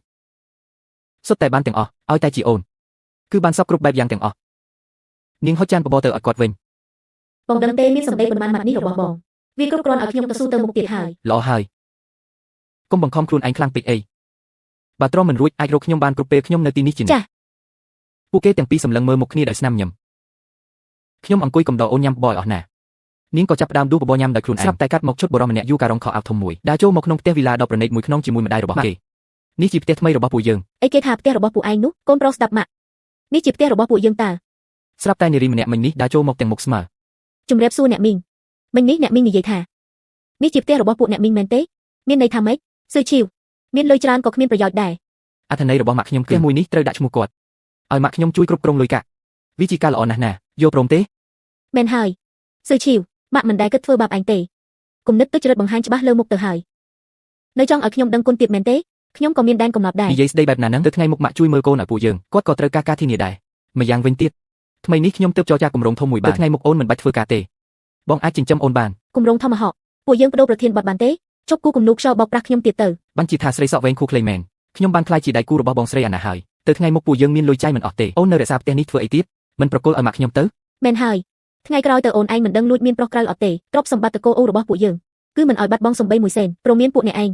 កុំធ្វើបាបមនុស្សហួសហេតុពេកស៊ឺឈីវ អូនត្រូវចេះយោគយល់ម៉ាក់បងខ្លះម៉ាក់បងមានអាយុច្រើនហើយថ្ងៃក្រោយអូនរៀបការជាមួយបងគាត់គឺជាម៉ាក់បង្កើតរបស់អូនហើយអូនមិនមែនថាឪពុកម្ដាយស្លាប់អស់ហើយទេអីក្រៅពីគ្រួសារបងតើមានអ្នកណាដណ្ដឹងអូនទៀត ខ្ញុំគ្រាន់តែការពាររបស់ជារបស់ខ្ញុំប៉ុណ្ណោះពេលខ្លាចជាមនុស្សក្នុងផ្ទះយើងហើយតើមានរបស់ណាជារបស់អូនឯងទៀតទៅអ្វីដែលសំខាន់បំផុតគឺមើលថែកូនប្រុសខ្ញុំឲ្យល្អកូនប្រុសមែនទេកូនរឿងផ្ទះគឺខ្ញុំមិនព្រមថយដាច់ខាតបើមិនផ្ដល់លុយទេគឺមានតែដោះស្រាយតាមផ្លូវច្បាប់ប៉ុណ្ណោះ មកពីអញទម្រើសនាងពេកបន្ទាប់មកស្រីចំណាស់នោះក៏ដើរចេញទាំងខឹងបរិះជាសង្សារក៏ដើរតាមទៅដែរទុកឲ្យនាងឈរតែម្នាក់ឯងទាំងអួរដើរមកបដូរមកសាក់សីម្នាក់កំពុងមើលវីដេអូក្នុងទូរស័ព្ទបានបញ្ចុះតម្លៃផ្ទះ3លានគឺដោយសារតែនាងម្នាក់នោះនារីម្នាក់ទៀតមើលហើយក៏បង្ហាញទឹកមុខមិនពេញចិត្តជុតបន្ទាប់នាងឈរនៅក្នុងការិយាល័យប្រធាន ខ្ញុំមិនខ្វល់ថាអ្នកនឹងលោកលីមានទំនាក់ទំនងអ្វីទេតែលីនវ៉ាន់នីងគឺជាគូដណ្ដឹងរបស់លោកលីការព្យួរការងារមិនបើកប្រាក់ខែគឺជាវិធីដោះស្រាយដ៏ល្អបំផុតដែលខ្ញុំអាចធ្វើបានអរគុណ នាងដើរចេញពីការិយាល័យទាំងអារម្មណ៍ក្រៀមក្រំស្រាប់តែមានសារមួយផ្ញើចូលមកក្នុងទូរស័ព្ទដៃ ដឹងថាខ្ញុំជាអ្នកណាទេជួបគ្នានៅហាងកាហ្វេ នាងក៏បានទៅជួបស្រីម្នាក់នោះតាម ជួប ការ អ្នក ណាត់ លើកដំបូងមិននឹកស្មានថាអ្នកនឹកកញ្ញាលីនបើអ្នកណាត់ខ្ញុំមកដើម្បីតែរំលឹកអតីតកាលខ្ញុំសូមលាទៅមុនហើយជីជីឈីវបើចាំមិនខុសទេព្រោះតែរឿងផ្ទាល់ខ្លួនទើបអ្នកត្រូវព្យួរការងារមែនទេតើមានអ្វីត្រូវរវល់ទៀតទៅចុះយ៉ាងណាវិញតើអ្នករកខ្ញុំមានការអ្វីឲ្យប្រាកដខ្ញុំចង់សូមឲ្យអ្នកកុំលេចមុខចំពោះមុខលីធានឆឹងទៀតគួរឲ្យអស់សំណើចណាស់គ្មានភាពស្មោះត្រង់បន្តិចសោះបើនេះជាការចរចាគួរតែនិយាយមុនពេលខ្ញុំត្រូវព្យួរការងារខ្ញុំអាចផ្ដល់លុយឲ្យអ្នកបានរឹតតែអស់សំណើចអ្នកធ្វើឲ្យខ្ញុំបាត់ការងារហើយចង់ងាកមកដោះស្រាយដោយលុយហើយអ្វីមិនហុចលុយឲ្យខ្ញុំតាំងពីដំបូងបែបនេះឱកាសឈ្នះរបស់អ្នកមិនខ្ពស់ជាងព្រមដាក់តម្លៃមក100លាន ឬបែបនេះធ្វើឲ្យនាងខឹងសម្បាយ៉ាងខ្លាំង អ្នកឯងឈួតមែនទេមើលទៅអ្នកក៏គ្មានចិត្តស្មោះប៉ុន្មានដែរលុយ100លានក៏មិនហ៊ានចំណាយមើលទៅលីធានឆឹងមិនសូវសំខាន់សម្រាប់អ្នកឡើយ នាងខឹងពេកក៏ជិះទឹកកាហ្វេដាក់ភ្លាម កុំចង់បានចិត្តពេកខ្ញុំនឹងលីធានឆឹងមានអាពាហ៍ពិពាហ៍ជាប់ខ្លួនអញគិតថាអញអាចបានអ្វីពីគេគ្រាន់តែលេងសើចជាមួយអញប៉ុណ្ណោះ ទោះបីជាត្រូវជិះទឹកដាក់ក៏នាងនៅតែមាន ខ្ញុំ ទំនុក ទទួល ចិត្ត បានសេចក្តីសុខចុះអ្នកវិញតើអ្នកទទួលបានអ្វីខ្លះហើយអ្នកអាចផ្ដល់អ្វីខ្លះដល់គេអាពាហ៍ពិពាហ៍គ្រាន់តែជាកម្មសិទ្ធិស្របច្បាប់ប៉ុណ្ណោះសិទ្ធិប្រើប្រាស់នៅលើដៃអ្នកអត់អ្នកដឹងខ្លួនឯងច្បាស់លីធានឆឹងជាមនុស្សមិនមែនជារបស់របរទេត្រូវគ្រប់គ្រងដោយអាពាហ៍ពិពាហ៍និងស្នេហាคล้ายៗបែបនេះកញ្ញាលីនតើវាពិតជាមានតម្លៃដែរទេអញគិតថាអាពាហ៍ពិពាហ៍យើងដូចឯងមែនទេគ្រាន់តែរកបរិះម្នាក់ចុះសម្បត្តិអាពាហ៍ពិពាហ៍ឲ្យបង្កើតអស់សំណើចណាស់សម្រាប់ឋានៈរបស់លីធានឆឹងស្នេហាជារបស់អាពាហ៍ពិពាហ៍គឺជាលបែងដូរផលប្រយោជន៍វាអាចបដូរយកការរួបរวมគ្រួសារនិងចំនួនទៅវិញទៅមកពួកអ្នកមានដូចជាអ្នកពិតជាមិនចាត់ទុកមនុស្សជាមនុស្សមែនសូម្បីតែអាពាហ៍ពិពាហ៍ក៏ជាឧបករណ៍ដែរចុះនេះជាការរៀបការឬក៏ជាការបង្កាត់ពូជសត្វទៅវិញខ្ញុំមានទំនាក់ទំនងខ្ញុំមានអំណាចឪពុកម្ដាយចុះឯងតែបំផ្លាញគេប៉ុណ្ណោះពួកអ្នកមានពិតជាមានរឿងល្ខោនច្រើនមែនចូលចិត្តមករករឿងទម្លាយភាពទុនខ្សោយអ្នកអតីមួយវិញទៀតខ្ញុំមិនដែលនិយាយថាចង់ដណ្ដើមគូដណ្ដឹងសុំទុកផងគឺគេជាអ្នក នាងនិយាយកាត់ទាំងមានប្រៀបធ្វើឲ្យម្នាក់ទៀត ខ្ញុំលេងវាធុញយូរហើយដូច្នេះសូមកុំមកបៀតបៀនជីវិតខ្ញុំទៀតកុំគិតថាអ្វីដែលនាងចង់បានអ្នកអតីត្រូវតែដណ្ដើមនោះវាមិនសមរម្យទេនាង នារីរົບកាត់ខឹងសម្បាឲ្យនាងរៀបចំខ្លួនដើរចេញប៉ុន្តែនាងបានងាកមកនិយាយពាក្យមួយចំនួនទៀត កញ្ញាលីនខ្ញុំចង់ប្រាប់នាងថាខ្ញុំតែងតែចង់គ្រប់គ្រងជីវិតខ្លួនឯងខ្ញុំសូមណែនាំនាងដូចគ្នាកុំចង់គ្រប់គ្រងអ្នកអតីខ្លាំងពេកមើលថែខ្លួនឯងឲ្យល្អទៅ នាងដើរចេញទៅដោយទំនុកចិត្តទុកឲ្យម្នាក់ទៀតជិះចិត្តនាងដើរសម្រាប់កាយយ៉ាងស្ងប់ស្ងាត់នៅមាត់ទន្លេ វាចប់ហើយទោះបីជាគ្មានលីនវ៉ានីនក៏ដោយទំនាក់ទំនងដែលគ្មានការគ្រប់គ្រងនេះគួរតែបញ្ចប់គាត់មានជីវិតរបស់គាត់ខ្ញុំក៏មានជីវិតរបស់ខ្ញុំសេចក្តីសុខដែលរវើវាយធ្វើឲ្យខ្ញុំវង្វេងផ្លូវ សុំទោសស្រាប់តែបរិះជាសង្សារដើរមកពីក្រោយនាងងាកមកមើលទាំងអារម្មណ៍ក្តុកក្តួល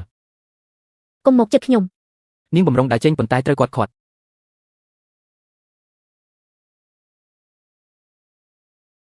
ខ្ញុំមកដើម្បីសុំទោសអ្វីគ្រប់យ៉ាងគឺមកពីខ្ញុំនាងកុំបារម្ភអីមួយសប្តាហ៍ទៀតនាងអាចទៅធ្វើការវិញបានហើយ លីធានឆឹងលោកមិនបាច់ធ្វើបែបនេះដើម្បីខ្ញុំទេទំនាក់ទំនងពួកយើងបានបញ្ចប់ហើយអ្នកខុសមិនមែនមានតែលោកម្នាក់ឡើយនេះជាតម្លៃដែលខ្ញុំធ្វើខុសខ្ញុំទទួលយកវា រវាងពួកយើងគឺពិតជាគ្មានឱកាសទៀតមែនទេ សុំទោសខ្ញុំស្អប់ការបាត់បង់ការគ្រប់គ្រង គាត់បានដើរទៅចាប់ដៃនាងយ៉ាងណែនខ្ញុំចង់ប្រាប់នាងថាសេចក្តីស្រឡាញ់របស់ខ្ញុំចំពោះនាងតាំងពីថ្ងៃដំបូងរហូតមកដល់ថ្ងៃនេះគឺកាន់តែរីកធំឡើងរាល់ថ្ងៃ ប៉ុន្តែទំនាក់ទំនងដែលខុសឆ្គងនេះ វាមិនមែនជាបំណងរបស់ខ្ញុំទេ ចុះរឿងរ៉ាវរវាងពួកយើងកន្លងមកចាត់ទុកជាអ្វីទៅនាងបែកខ្នងដែលចេញទាំងទឹកមុខក្រៀមក្រំ មិនចាត់ទុកជាអ្វីទាំងអស់ខ្ញុំមិនត្រូវការក្តីស្រឡាញ់របស់អ្នកទេអ្វីដែលខ្ញុំចង់បានអ្នកឲ្យខ្ញុំមិនបានទេ គេលូកដៃទៅចាប់ដៃនាងជាប់នាងទៅចុះរវាងពួកយើងសូម្បីតែធ្វើជាមិត្តភក្តិក៏មិនអាចដែរ មិនអាចទេ អ្នកទាំងពីរឈរស្ងៀមស្ងាត់ទល់មុខគ្នាទាំងចិត្តជាចាប់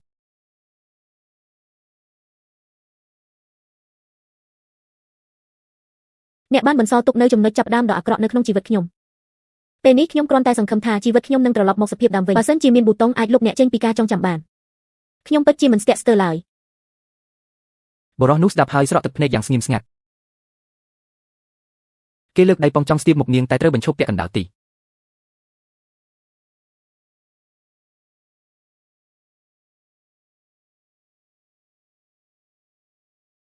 ប៊ូតុងលុប ខ្ញុំជួយចុចឲ្យអ្នកហើយពេលនេះដល់វេនអ្នកម្ដងហើយ ចុចទៅ ពួកយើងចាត់ទុកថាមិនធ្លាប់ស្គាល់គ្នាទៅចុះនាងសម្លឹងមើលទៅគេទាំងអាឡ័យទឹកភ្នែករមៀលធ្លាក់ចុះមក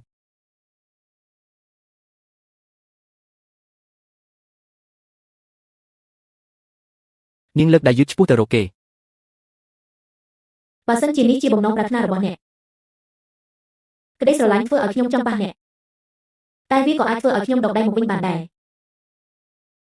បុរសម្នាក់នេះកំពុងតែឈរនៅមាត់ទឹកហាក់ដូចជាកំពុងលាគ្នាជាមួយមិត្តស្រីរបស់គេហើយបន្ទាប់ពីនិយាយពាក្យឡាហើយគេក៏ដាក់ចេញទៅយ៉ាងរំភើយទុកឲ្យនាងឈរមើលពីក្រោយទាំងទឹកភ្នែក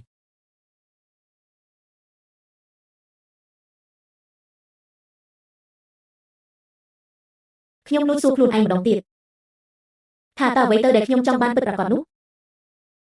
ហេតុអ្វីពេលដែលគេដើរចេញទៅខ្ញុំបែរជាមានអារម្មណ៍ថាធូរស្រាលប៉ុន្តែបេះដូងរបស់ខ្ញុំហេតុអីនៅតែឈឺចាប់យ៉ាងនេះនេះមិនទាន់បានចុះសម្បត្តិអាពាហ៍ពិពាហ៍ផងនាងហ៊ានធ្វើចរិតដាក់ឯងទៅហើយនាងមានដឹងទេថាម៉ាក់ជាម្ដាយរបស់ឯងនោះនាងមិនទុកមុខឲ្យម៉ាក់សោះឡើយបើតាមម៉ាក់គិតមកពីឯងទម្លាប់នាងពេកស្ដាប់ម៉ាក់ណាបើនាងហ៊ានមានលើកក្រោយទៀតឯងវាយនាងទៅវាយឲ្យងាប់ទៅ យ៉ាងណាក៏ផ្ទះពាក់កណ្ដាលស្ថិតក្នុងដៃនាងដែរសឹមទៅម៉ាក់ស្រាប់តែពេលនោះក៏មានទូរស័ព្ទអាចកំបាំងមួយខុសចូលមកគេអាឡូអ្នកណាគេហ្នឹង ខ្ញុំគឺលីនវ៉ានីងខ្ញុំមានរឿងគួរឲ្យចាប់អារម្មណ៍មួយចង់ប្រាប់លោក កាត់មកជុតបន្ទាប់នាងបានដើរចូលមកក្នុងបន្ទប់អាហារមួយដែលមានម្ដាយកូនគេនៅទីនោះស្រាប់ និយាយមករកខ្ញុំមានការអី ជីវឯងអង្គុយសិនទៅម្ដាយកូនពីរនាក់នេះហាក់បីដូចជាមានផែនការលាក់កំបាំងអ្វីម្យ៉ាងបានជារៀបចំតុអាហារធំបែបនេះ ជាឈីវឯងរៀបនឹងរៀបការជាមួយអ៊ូវៃទៅហើយខ្ញុំគួរតែអញ្ជើញដុល្លាប់មកញ៉ាំអីជុំគ្នាដុល្លាប់មែនហើយ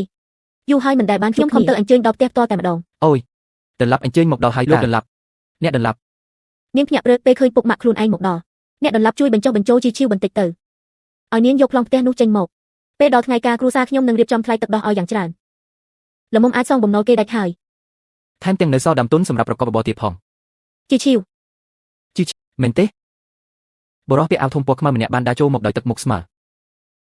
ហេតុអីក៏ខ្ញុំមិនដែលលីសោះថាកញ្ញាជីវមានឪពុកម្ដាយបែបនេះខ្ញុំមិនដែលលីសោះថាកញ្ញាជីវមានឪពុកម្ដាយបែបនេះគឺពួកអ្នកមែនទេថ្ងៃក្រោយមិនមែនទៀតទេថ្ងៃនេះពួកយើងមកគឺគ្រាន់តែចង់ប្រាប់នាងថាពួកយើងនឹងនាងគឺលែងមានពាក់ព័ន្ធអ្វីនឹងគ្នាទៀតហើយ មែនហើយមិនមែនទៀតទេទៅថ្ងៃមុខក៏លែងដែរដន្លឹងប្រុសដន្លឹងស្រីម្សិលមិញពួកអ្នកមិនមែននិយាយបែបនេះទេថែមទាំងយកលុយកក់ខ្ញុំទៀតផងលុយកក់ចាំខ្ញុំសងវិញតោះកូនប្រុសយើងមិនបាននិយាយគ្នាហើយទេអីទុកឲ្យឪពុកម្ដាយនាងចេញមុខសិនហើយទាផ្ទះនោះមកឲ្យពួកយើងណែលោកជាអ្នកណាមិនក៏មកចាប់កូនប្រសាខ្ញុំ កូនប្រសាចង់រកទូអែតឬកូនប្រសាអ្នកដឹងច្បាស់ក្នុងចិត្តហើយ និយាយផ្ដេសផ្ដាសខ្ញុំជួយទុកដាក់ទ្រព្យសម្បត្តិឲ្យកូនប្រុសកូនប្រសាខ្ញុំតើកូនប្រុសខ្ញុំមុខជាថៅកែធំនរណាទៅខ្វល់លុយបន្តិចបន្តួចរបស់អ្នកពួកយើងបែកគ្នាទៅអូវៃពួកយើងបែកគ្នាទៅ នាងជាអ្នកនិយាយណាកុំសោកស្ដាយឲ្យសោះ កូនប្រុសបែកគ្នានឹងនាងទៅនាងមានអីល្អអាណាល្អជាងនាងឆ្ងាយណាស់បានបែកគ្នាក៏បែកគ្នាដល់ពេលនោះកុំយំត្រឡប់មកអង្វរខ្ញុំឲ្យសោះ មើលទៅលោកអ៊ូពេលកំពុងធ្វើការមានការងារថ្មីបាត់ទៅហើយលោកនឹងទទួលបានលិខិតបញ្ឈប់ពីក្រុមហ៊ុនឆាប់នេះ បញ្ឈប់ក៏បញ្ឈប់ទៅនរណាខ្លាចនរណា បន្ទាប់មកពួកគេក៏បានដើរចេញទៅបាត់យ៉ាងរហ័ស អរគុណលោកដែលជួយដោះស្រាយបញ្ហាឲ្យខ្ញុំ មិនអីទេ អាចប្រាប់ខ្ញុំបានទេថាលោកបានធ្វើអ្វីខ្លះ មិនបានធ្វើអ្វីទេគ្រាន់តែគំរាមពួកគេបន្តិច និយាយការពិតមក រូបភាពក៏បានត្រឡប់ទៅបង្ហាញពីទស្សនវិជ្ជាដែលបុរសនោះប្រើកាំបិតគំរាមពួកគេដល់ថ្នាក់លុតជង្គង់ កុំអីនៅទីនេះមានលុយ2លាន ខ្ញុំទិញកុំឲ្យពួកឯងបង្ហាញខ្លួននៅមុខជីជីទៀត បើមិនអញ្ចឹងទេពួកឯងច្បាស់ជាដឹងពីផលវិបាកហើយ ខ្ញុំនឹងសងលុយអ្នកវិញ កុំតន់អានិយាយរឿងហ្នឹងខ្ញុំមានរបស់មួយឲ្យអ្នកមើលបរិះនោះក៏បានហុចទូរស័ព្ទដៃរបស់គេទៅឲ្យនាងមើលខ្ញុំមានសង្សារណាទៅនាងគ្រាន់តែជាអ្នកបម្រើនៅផ្ទះខ្ញុំតម្យ៉ាងវិញទៀតទោះបីជាខ្ញុំមានសង្សារក៏ដោយក៏ខ្ញុំប្រកាសជាជ្រើសរើសយកកញ្ញាអានណាដែរ ជាការជ្រើសរើសដ៏ឆ្លាតវៃរៀបការជាមួយខ្ញុំទ្រព្យសម្បត្តិប្តីប្រពន្ធអាចចែកឲ្យលោកពាក់កណ្ដាលចុះស្រីផ្សេងអាចឲ្យអ្វីលោកបានទៅ នាងស្ដាប់ហើយមានអារម្មណ៍ថាខ្ទុកខ្ទួក្នុងចិត្តយ៉ាងខ្លាំង ធានឆឹងខ្ញុំពិតជាគិតថារោគសង្សារធម្មតាម្នាក់មានជីវិតអាពាហ៍ពិពាហ៍ធម្មតាមួយនឹងអាចរស់នៅតាមគន្លងជីវិតដ៏ស្ងប់ស្ងាត់បានហើយរហូតដល់បានជួបអ្នកឆ្លងកាត់រឿងវឹកវរជាច្រើនខ្ញុំស្មានតែឲ្យតែអាចគ្រប់គ្រងអារម្មណ៍ខ្លួនឯងចំពោះអ្នកបានគឺអាចវិលរកភាពដំវិញហើយតែនឹកស្មានមិនដល់ថាចុងក្រោយខ្ញុំមិនអាចគ្រប់គ្រងអ្វីបានសោះតែទាំងគូរបស់ខ្ញុំនេះតើអាចគ្រប់គ្រងអ្វីបានទៅ បរិះនោះក៏បានលូកដៃទៅចាប់កាន់ដៃរបស់នាងយ៉ាងថ្នាក់ថ្នមសៀវឈីវតើអ្នកធ្លាប់គិតទេថាតាមពិតអ្នកមិនបាច់គ្រប់គ្រងអ្វីទាំងអស់ខ្ញុំដឹងដែលអ្នកបដិសេធគឺដោយសារតែខ្ញុំរំខានភាពស្ងប់ស្ងាត់ដែលអ្នកប្រាថ្នាចង់បានតែអ្វីដែលអ្នកចង់បានខ្ញុំក៏អាចឲ្យអ្នកបានដែរខ្ញុំចង់នៅក្បែរអ្នកដើម្បីព្យាបាលរបួសផ្លូវចិត្តកាលពីអតីតកាលរបស់ខ្ញុំមិនចង់ឃើញអ្នកនៅម្នាក់ឯងដោយប្រើការឈឺចាប់មួយទៀតទើបព្យាបាលការឈឺចាប់នោះឡើយ តែអ្នកមានគូដណ្ដឹងរួចហើយ នោះគ្រាន់តែជាកិច្ចសន្យាអាពាហ៍ពិពាហ៍ប៉ុណ្ណោះខ្ញុំគ្រាន់តែចង់ទទួលខុសត្រូវចំពោះវ៉ាន់នីងប៉ុន្តែក្រោយមកទើបខ្ញុំដឹងថាខ្ញុំគ្មានលក្ខណៈសម្បត្តិគ្រប់គ្រាន់ហើយក៏គ្មានសមត្ថភាពដើម្បីទទួលខុសត្រូវលើនាងនោះទេ លើកមុនជារឿងដំបូងដែលអូនចង់រស់នៅដើម្បីអនាគតខ្លួនឯង ដូច្នេះបងដាច់ខាតមិនទទួលយកការភ្ជាប់ពាក្យនេះទេនាងសម្លឹងមើលមុខគេទាំងកែភ្នែករលីងរលោងបើសិនជាថ្ងៃក្រោយបានជួបលោកពូលីននៅលោកខាងមុខបងនឹងពន្យល់គាត់ដោយផ្ទាល់ពេលនោះទោះគាត់វីយូជេក៏បងមិនខ្លាចដែរឬបែបនេះនាងក៏រំជួលចិត្តយ៉ាងខ្លាំងដូច្នេះកុំលុបបងចោលបានទេ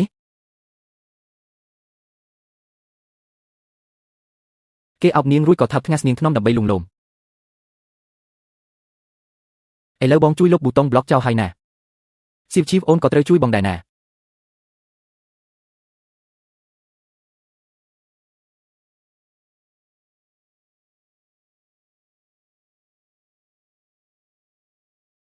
មកពីបងទាំងអស់បងគិតថាទិញផ្ទះឲ្យអូននឹងធ្វើឲ្យអូនមានជីវិតល្អប្រសើរនឹកស្មានមិនដល់សោះថាមានរឿងញញែច្រើនយ៉ាងនេះ មនុស្សល្ងងមិននឹងអាចបន្ទោសបងទៅអូនចំណេញពីបងដល់ទៅ3លានឯណោះហើយបើគ្មានផ្ទះដែលបងទិញឲ្យទេអូនក៏មើលមិនធ្លុះពីចរិតពិតរបស់ម្ដាយកូនគេនោះដែរ ទោះអូនមិនបន្ទោសបងក៏វានៅតែជាកំហុសបងដែរដែលមិនបានកាយការពិតរបស់ពួកគេឲ្យបានលឿនតែអូនកុំបារម្ភបងកំពុងរៀបចំហើយដើម្បីដកឈ្មោះគេចេញពីប្លង់ផ្ទះទីនោះនៅតែជាផ្ទះរបស់យើង បានហើយវាកន្លងហួសអស់ហើយលីធានឆឹងប៉ុន្មានថ្ងៃដែលគ្មានបងនេះអូនពិតជាពិបាកចិត្តរាល់ថ្ងៃតែម្ដង បិទភ្នែកទៅ ធ្វើអី ពិតទៅទុកឲ្យទឹកទន្លេនាំយកទុកកង្វល់របស់អូនហូរទៅតាមទឹកចុះឥឡូវនេះអ្នកមានខ្ញុំហើយខ្ញុំសន្យាថានឹងមិនបន្ថែមរឿងស្មុគស្មាញដល់អ្នកទៀតទេ មិនត្រូវទេ មិនត្រូវត្រង់ណា ខ្ញុំមិនអាចអង្គុយចាំទេឲ្យរឿងស្មុគស្មាញបាត់ទៅឯងបានទេ នាងបានក្រោកឈរហើយដើរទៅមុខដោយការតាំងចិត្តជីស៊ឺជីវតើអ្នកចង់ទៅណានាងបានរត់យ៉ាងលឿនតម្រង់ទៅកាន់មាត់ទន្លេទៅណា ទន្លេធំស្ដាប់ណាថ្ងៃក្រោយមិនបាច់ជួយដោះស្រាយបញ្ហាខ្ញុំចោលដោយខ្លួនឯងខ្ញុំនឹងដើរតាមផ្លូវខ្លួនឯង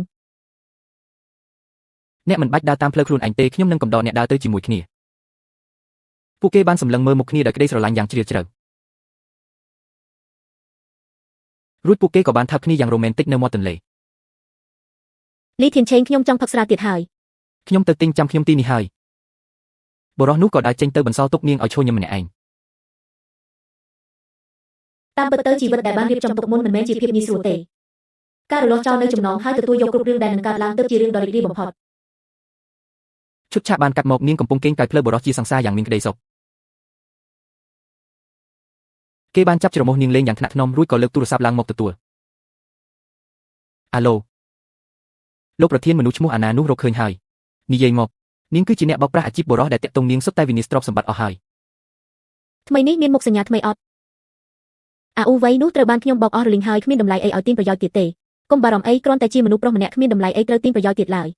នាងហ៊ានបោកប្រាស់ខ្ញុំផងអ៊ូវៃដែលដើរពីក្រោយដូច្នេះក៏ខឹងស្ទុះយកដុំថ្មវីក្បាលនាងឈុតកាត់មកទីនេះអ៊ូវៃកំពុងអង្គុយផឹកស្រាមានអារម្មណ៍ថាថ្ងៃនេះខ្ញុំដូចជាវីនាងស្រាលដៃពេកហើយ បុរស3នាក់កំពុងអង្គុយផឹកស៊ីក្នុងហាងមួយលុយលក់ផ្ទះនាងយកទៅវិនិយោគអស់ហើយឥឡូវខាតបង់គ្មានសល់ម៉ាក់ខ្ញុំខឹងរហូតដល់គ្រុនដេកឈឺលើគ្រែខ្ញុំសំបីតែលុយមើលជំងឺគាត់ក៏គ្មានដែរតើនាងសមនឹងស្លាប់ទេសមស្លាប់មែនតែអតីតសង្សារឯងល្អជាងចេះសន្សំសំចៃឲ្យទុកដាក់ប្រាក់កាសថែមទាំងចិត្តទូលាយជាមួយឯងទៀតលើកមុនទិញផ្ទះឲ្យឯងចេញលុយភ្លាមបើតាមខ្ញុំគិតឯងគួរតែទៅតាមលួងនាងវិញទៅច្រើនឆ្នាំមកនេះនាងប្រកាសជានៅស្រឡាញ់ឯងចាំរៀបការរួចលុយនាងមិនមែនជាលុយឯងទេអីម្យ៉ាងទៀតនាងស្អប់ម៉ាក់ឯងបំផុតឥឡូវម៉ាក់ឯងកំពុងឈឺនាងច្បាស់ជាកាន់តែស្រឡាញ់ឯងមិនខានផឹកចូលមួយក ុំស្មានតែខ្ញុំមិនដឹងណាប៉ុន្មានដងនេះគឺឯងជាអ្នកលក់ក្បាលខ្ញុំអូយលោកអកិននាយកលីបាននិយាយហើយប្រាប់គាត់ពីដំណឹងឯងមួយគាត់ឲ្យ100000យន្តនេះជាហេតុផលដែលសូម្បីតែខ្ញុំញ៉ាំអីយកប្រឡប់ក៏ឯងរាយការណ៍ប្រាប់គាត់ដែរយើងមិនអាចស្អប់លុយទេហើយខ្ញុំក៏មិនអាចស្អប់ឯងដែរតើខ្ញុំដាច់ចិត្តឲ្យមិត្តសម្លាញ់ខ្ញុំបាត់បង់ឱកាសនេះយ៉ាងម៉េចទៅមើលទឹកមុខឯងពេលនេះទៅឯងគួរតែឲ្យខ្ញុំច្រើនជាងគាត់ទៅទៀតទើបសមបងធ្វើការរួចហើយអូខេខ្ញុំបិទសិនហើយហេឃើញសង្សារចោលមិត្តបាយបាយចុះសេងទៅបាយបាយអ្នកទាំងពីរញឹមដាក់គ្នាដោយក្តីស្រឡាញ់យ៉ាងផ្អែមល្ហែមព្រឹកព្រលឹមជៀនចូលមកដល់នារីជាសង្សារក៏បានភ្ញាក់ពីដេកនាងសម្លឹងមើលមុខគូស្នេហ៍របស់ខ្លួនដែលកំពុងគេងលក់យ៉ាងមានក្តីសុខ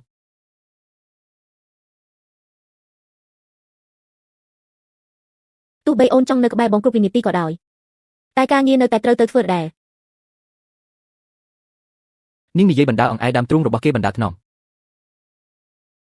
តាមពិតទៅអូនមិនបាច់ទៅធ្វើការក៏បានដែរនេះបងពុតជាដេកលក់ទេមែនទេគេទាញនាងមកអប់វិញដោយក្តីស្រឡាញ់ពេញបេះដូងបានហើយតាំងពីពេលណាដែលចេះតង់ទៀមបែបនេះជាឆ្កែចកសោះតែធ្វើខ្លួនដូចកូនឆ្កែបងចង់ធ្វើជាកូនឆ្កែរបស់អូនតើអ្នកណាគេចង់ធ្វើឆ្កែចកក៏ឲ្យគេធ្វើទៅវូមានន័យថាម៉េចអូនស្ដាប់ភាសាឆ្កែមិនយល់ទេចៅវាយនាយកុំទៅធ្វើការអីល្មមហើយកុំរករឿងទៀតបងអាចគេងបន្តិចទៀតបានអូនទៅធ្វើការសិនហើយចេញពីធ្វើការចាំបងទៅទទួលទៅហើយនាងក៏ក្រោកទៅធ្វើការបន្សល់ទុកឲ្យសង្សារដេកញឹមយ៉ាងមានសេចក្តីសុខ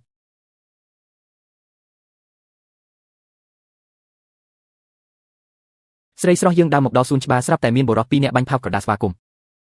តែងជីឈីវបងរងចាំអូនយូរណាស់មកហើយរឿងពីមុនគឺជាកំហុសរបស់ម្ដាយបងនេះគាត់កើតជំងឺ stroke ដេកនៅតែលើក្រោយទេបងបានបញ្ជូនគាត់ទៅស្រុកកំណើតវិញហើយបើមិនទាន់ស្ងប់ចិត្តទៀតបងនឹងមិនមើលជំងឺគាត់ទេគាត់នឹងស្លាប់ឆាប់នេះហើយក៏លែងមករំខានពួកយើងទៀតដែរតើអូនអាចបំភ្លេចរឿងអតីតកាលហើយរៀបការជាមួយបងបានទេអាកំណាចទោះម្ដាយលោកអាក្រក់យ៉ាងណាក៏នៅតែជាម្ដាយលោកដែរបងមិនខ្វល់ទេឲ្យតែអូនយកព្រមរៀបការជាមួយបងទោះមានរឿងអ្វីក៏បងមិនខ្វល់ដែរជីឈីវរៀបការជាមួយបងទៅណាបងពិតជាស្ម័គ្រស្មោះចង់រៀបការជាមួយអូនមែនបងដឹងពីមុនបងធ្លាប់និយាយពាក្យហួសហេតុជាច្រើនដាក់អូនប៉ុន្តែបងដឹងថាអូននៅតែស្រឡាញ់បងជានិច្ចមែនទេបងក៏ស្រឡាញ់អូនដូចគ្នាពេលនេះបងបានកែប្រែចិត្តគំនិតហើយពួកយើងរៀបការនឹងគ្នាទៅឲ្យឆ្ងាយទៅមានសិទ្ធិអីមកដេញខ្ញុំមិនទៅកុំភ្លេចណាគឺអូនទេដែលទូរស័ព្ទមកសុំបងរៀបការនោះពេលនោះខ្ញុំគិតថាលោកជាមនុស្សតែពេលនេះទើបដឹងថាប្រៀបលោកទៅនឹងសត្វឆ្កែគឺវាមានតម្លៃពេកហើយបងស្ម័គ្រស្មោះសុំអូនរៀបការកុំធ្វើខ្លួនឲ្យគេស្អប់អញ្ចឹងបានទេខ្ញុំនិយាយជាមួយមនុស្សដូចលោកឯងណាម៉ាក់របស់ខ្ញុំនិយាយត្រូវណាស់មនុស្សដូចជានាងនឹងគឺសំតែត្រូវគេវីទេបរោះពាក់វ៉ែនតាបំរុងនឹងផ្ទះកំភ្លៀងនាងតែបរោះអាវធំបានចូលមកខត់តាន់ពេលគេបានទាត់បរោះពាក់វ៉ែនតាឲ្យដួលទៅលើដីគឺឯងទៀតហើយខ្ញុំដឹងហើយពួកឯងទាំងពីរនាក់តាក់ទងគ្នាយូរហើយមែនទេកំពុងតាក់ទងជាមួយខ្ញុំសោះនាងហ៊ានទៅមានអ្នកផ្សេងជីវនាងពិតជាពូកែមែនបានចុះខ្ញុំសុំសួរលោកវិញស៊ីនជាអ្នកណាចុះអេណាជាអ្នកណានឹកមិនឃើញទេមែនទេចាំខ្ញុំជួយរំលឹកលោកខ្ញុំមានមិត្តស្រីណាទៅ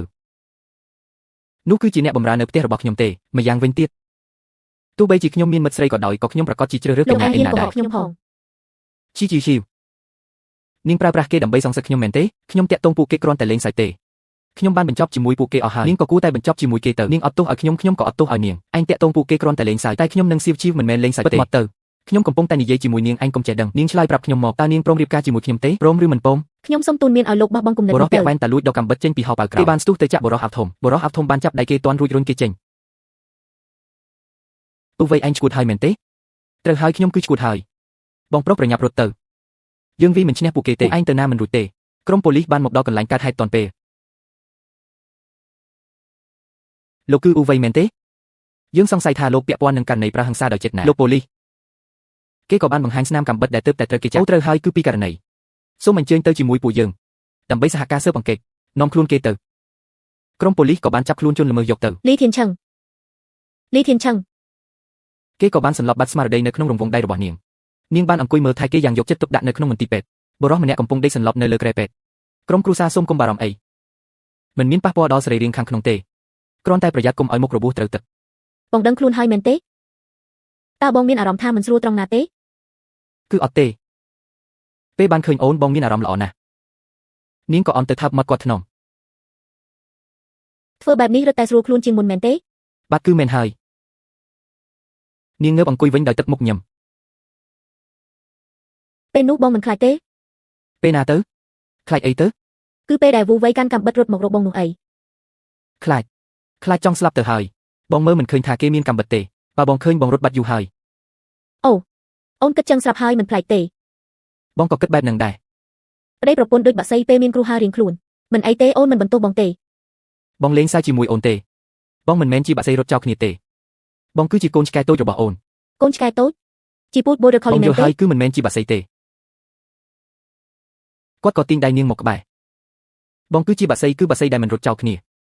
អ្នកណាគិតចង់ធ្វើកូនឆ្កែក៏ធ្វើទៅបងគឺចង់ហោះហើរទៅជាមួយអូនរហូតនាងយកដៃស្ទាបអង្អែលមុខគាត់ លីធានឆឹងពេលនេះបញ្ហារបស់អូនដោះស្រាយអស់ហើយអូនចង់ប្រាប់បងថាអូនយល់ព្រមរៀបការជាមួយបងគ្រប់ពេលពួកយើងនឹងក្លាយជាប្តីប្រពន្ធហើយហោះហើរទៅជាមួយគ្នារហូតប៉ុន្តែអូនមិនប្រញាប់ទេអូនអាចរងចាំបងបានជានិច្ចរងចាំរហូតដល់បងរៀបចំខ្លួនរួចរាល់ហើយដោះស្រាយរឿងផ្ទាល់ខ្លួនរួចសិនកុំកម្រើកអី និយាយចប់ពួកគេក៏ថើបគ្នាយ៉ាងផ្អែមល្ហែមនៅមន្ទីរពេទ្យអ្នកទាំងពីរកំពុងតែថើបគ្នាយ៉ាងរ៉ូមែនទិកបន្ទាប់មកក៏នឹកឃើញដល់អនុស្សាវរីយ៍ផ្អែមល្ហែមរបស់ពួកគេ អាម មួយដុំធំម្លេះនាងបញ្ចុកអាហារដល់គាត់យ៉ាងយកចិត្តទុកដាក់ឆ្ងាញ់ណាស់នាងថែមទាំងជួយខ្លួនឲ្យគាត់នៅក្នុងបន្ទប់ទឹកទៀតផងមើលទៅពួកគេពិតជាមានក្តីសុខខ្លាំងណាស់ ខូចណាស់ ធំណាស់ឆ្ងាញ់មែនទែន មែនទេញ៉ាំឲ្យច្រើនទៅ អូនញ៉ាំមួយម៉ាត់ដែរមកអនុស្សាវរីយ៍ទាំងនេះធ្វើឲ្យគេមិនអាចបំភ្លេចបានឡើយត្រឡប់មកបច្ចុប្បន្នគេកំពុងអង្គុយលេងទូរស័ព្ទម្នាក់ឯងនៅលើគ្រែដោយសារតែរបួសគេមិនទាន់អាចធ្វើចលនាបានស្រួលបួននៅឡើយទេពេលនោះនាងក៏បានដើរចូលមកព្រមទាំងកាន់ថ្នាំយកមកឲ្យគាត់ ហេតុអីក៏ងើបឡើងដោយខ្លួនឯងអញ្ចឹងតោះយើងលេបថ្នាំសិនណាល្អទេ គាត់ធ្វើមុខគួរឲ្យអាណិតដាក់នាងឈឺនាងលួចញឹមពេលឃើញរៀងក្រាស់ធ្វើចរិតដូចកូនក្មេងបែបនេះនាងក៏បានយកថ្នាំនោះមកបៀមនៅក្នុងមាត់របស់នាងរួចក៏អោនទៅថើបបញ្ចុកថ្នាំគាត់ដោយផ្ទាល់មាត់តែម្ដង រួចរាល់ហើយបន្តិចទៀតសម្បកថ្នាំនឹងរលាយហើយ នាងដើរចេញទាំងអៀនព្រានចំណែកឯអ្នកជំងឺឯនេះវិញកំពុងតែញឹមបិទមាត់មិនចិត្តទេចង់បានទៀត ចង់បានអីទៀតមួយថ្ងៃគិតតែពីរឿងថើបអូនទៅធ្វើម្ហូបហើយកេងខ្លួនឯងឲ្យស្រួលបួទៅផឹកទឹកឲ្យបានច្រើនផង គាត់អង្គុយញឹមនឹកដល់ស្នាមថើបដ៏សែនផ្អែមល្ហែមមួយនេះពិតជាមានក្តីសុខណាស់ ខ្ញុំមកវិញហើយ នាងបានដើរចូលមកក្នុងបន្ទប់រួចក៏ដោះអាវធំចេញ ចាំសិនប្រយ័ត្នប៉ះរបួស លើកនេះពិតជាសែស្បាយហើយគាត់បានលើកដៃបង្ហាញថារបួសពិតជាបានជាមែន មែនហ្នឹង ចាំបងបញ្ជាក់ឲ្យមើល មិនបាច់ទេអូនជាបងហើយ មិនបានទេត្រូវតែបញ្ជាក់និយាយចប់គាត់ក៏បីនាងឡើងភ្លាមពួកគេក៏បានថើបគ្នាយ៉ាងរ៉ូមែនទិក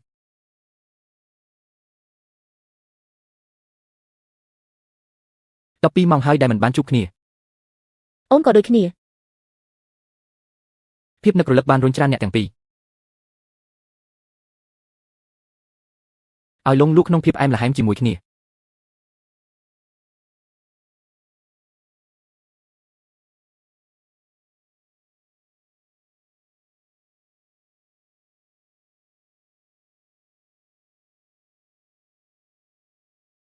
កើតអីហ្នឹងឈឺរបួសទៀតហើយមែនទេអូនបានប្រាប់ហើយថាកុំប្រញាប់ពេក របួសមិនឈឺទេគ្រាន់តែងុយដេក ចឹងក្រោកឡើងហាមគេង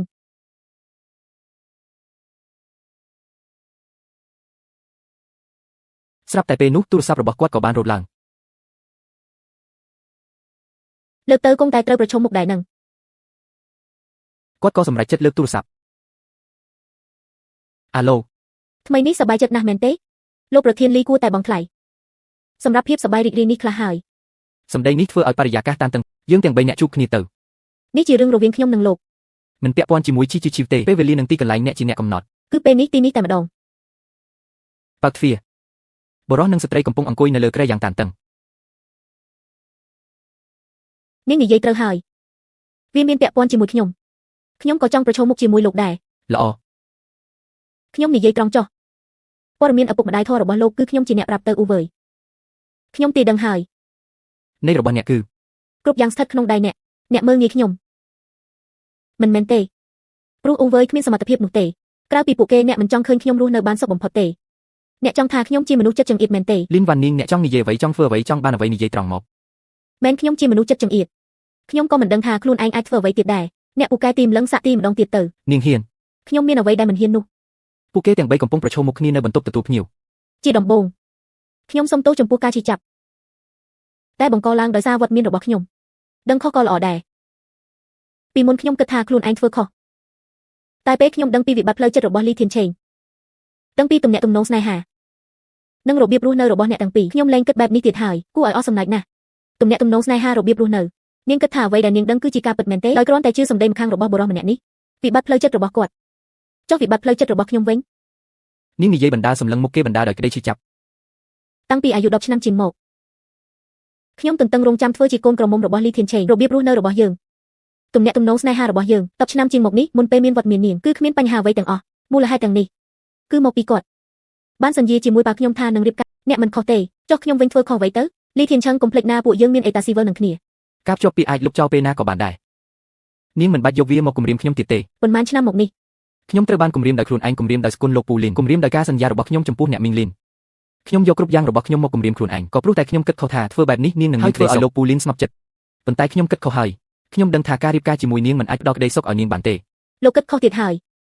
យលោកមិនទាំងដឹងផងថាក្តីសុខដែលខ្ញុំចង់បានជាអ្វីលោកបែរជានិយាយថាមិនអាចផ្ដល់ឲ្យខ្ញុំទៅវិញ បរិសុទ្ធសម្លឹងមុខនារីអោសរួចងាកមកមើលនារីអោសខ្ញុំពិតជាសង្ឃឹមថានាងមានក្តីសុខណាស់ក្រៅពីរឿងរៀបការខ្ញុំអាចឲ្យនាងបានគ្រប់យ៉ាង ល្អខ្ញុំចង់បានគម្រោងនិងភាគហ៊ុនទាំងអស់ដែលមានឈ្មោះលោករួមទាំងអចលនទ្រព្យផងដែរស្ដាយមែនទេជីពាក្យនេះខ្ញុំក៏ចង់និយាយប្រាប់នាងដូចគ្នាមើលទៅនាងក៏មិនសូវសំខាន់សម្រាប់លីធានឆឹងប៉ុន្មានដែរត្រឹមប៉ុណ្ណឹងគ្រប់គ្រាន់ហើយមែនទេ ខ្ញុំអាចចេញសេចក្តីប្រកាសថាខ្ញុំជាអ្នកសុំលុបចោលការភ្ជាប់ពាក្យមានស្រីនៅពេលភ្ជាប់ពាក្យខ្ញុំជាមនុស្សប្រុសអាក្រក់ខ្ញុំលីធានឆឹងស្ម័គ្រចិត្តប្រគល់ទ្រព្យសម្បត្តិទាំងអស់ដែលមានឈ្មោះខ្ញុំពេលនេះឲ្យទៅលីនវ៉ាន់ទាំងអាចនាងក៏បានទេកំភ្លៀងបរិសុទ្ធនោះមួយទំហឹង គ្រប់គ្រាន់ហើយ នាងអន់មុខចុះដកដង្ហើមធំរួចនិយាយបន្ត គឺវាសឹងតែលើសលប់ទៅហើយសំបីតែជីវិតលោកក៏ហ៊ានលះបង់ដើម្បីនាងដែរនៅមានអ្វីដែលលោកមិនហ៊ានឲ្យនាងទៀតនោះថ្ងៃនោះខ្ញុំបានឃើញអ្វីទាំងអស់កំបិតវែងយ៉ាងនេះលោកហ៊ានរងជំនួសនាងតើនៅមានអ្វីដែលលោកមិនហ៊ានធ្វើដើម្បីនាងទៀត ទិដ្ឋភាពត្រឡប់ទៅថ្ងៃកើតហេតុបរិសុទ្ធនោះបានស្ទុះទៅរងកំបិតជំនួសនារីអោសធ្វើឲ្យនាងតក់ស្លុតយ៉ាងខ្លាំង បើខ្ញុំនៅតែចេះតូជាមួយលោកទៀតអ្នកដែលខាតបងច្បាស់ជាខ្ញុំមិនខានខ្ញុំមិនល្ងងដល់ថ្នាក់នឹងទេ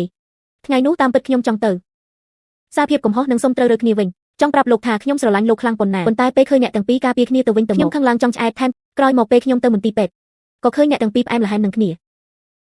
ខ្ញុំក៏មិនបានចូលទៅរំខានឡើយ នាងបានលួចមើលតាមកញ្ចក់ទ្វារបន្ទប់មន្ទីរពេទ្យហើយឃើញពួកគេកំពុងថើបគ្នាយ៉ាងមានក្តីសុខ គិតចុះគិតឡើងក្នុងរយៈពេល2ថ្ងៃនេះទីបំផុតខ្ញុំក៏យល់ច្បាស់ហើយ បើអ្នកយល់ច្បាស់ហើយចុះមិញនេះអ្នក ខ្ញុំយល់ច្បាស់ហើយតែខ្ញុំនៅតែខឹងរបស់ដែលហៀបនឹងបានទៅហើយបែរជាហោះបាត់បើមិនឲ្យខ្ញុំបញ្ចេញកំហឹងនេះទេឲ្យខ្ញុំទៅរកខុសត្រូវពីណា នារីជាសង្សារលួចសាយចំពោះកាយវិការខឹងងក់ងល់របស់បងស្រី ទីមែនទេ ឲ្យតែវ៉ាន់នីងអាចបាត់ខឹងបានទីក៏ទីចុះខ្ញុំមិនប្រកាន់ទេ អូខេឥឡូវខ្ញុំបាត់ខឹងហើយដល់ពេលត្រូវមកចរចាលក្ខខណ្ឌជាផ្លូវការហើយ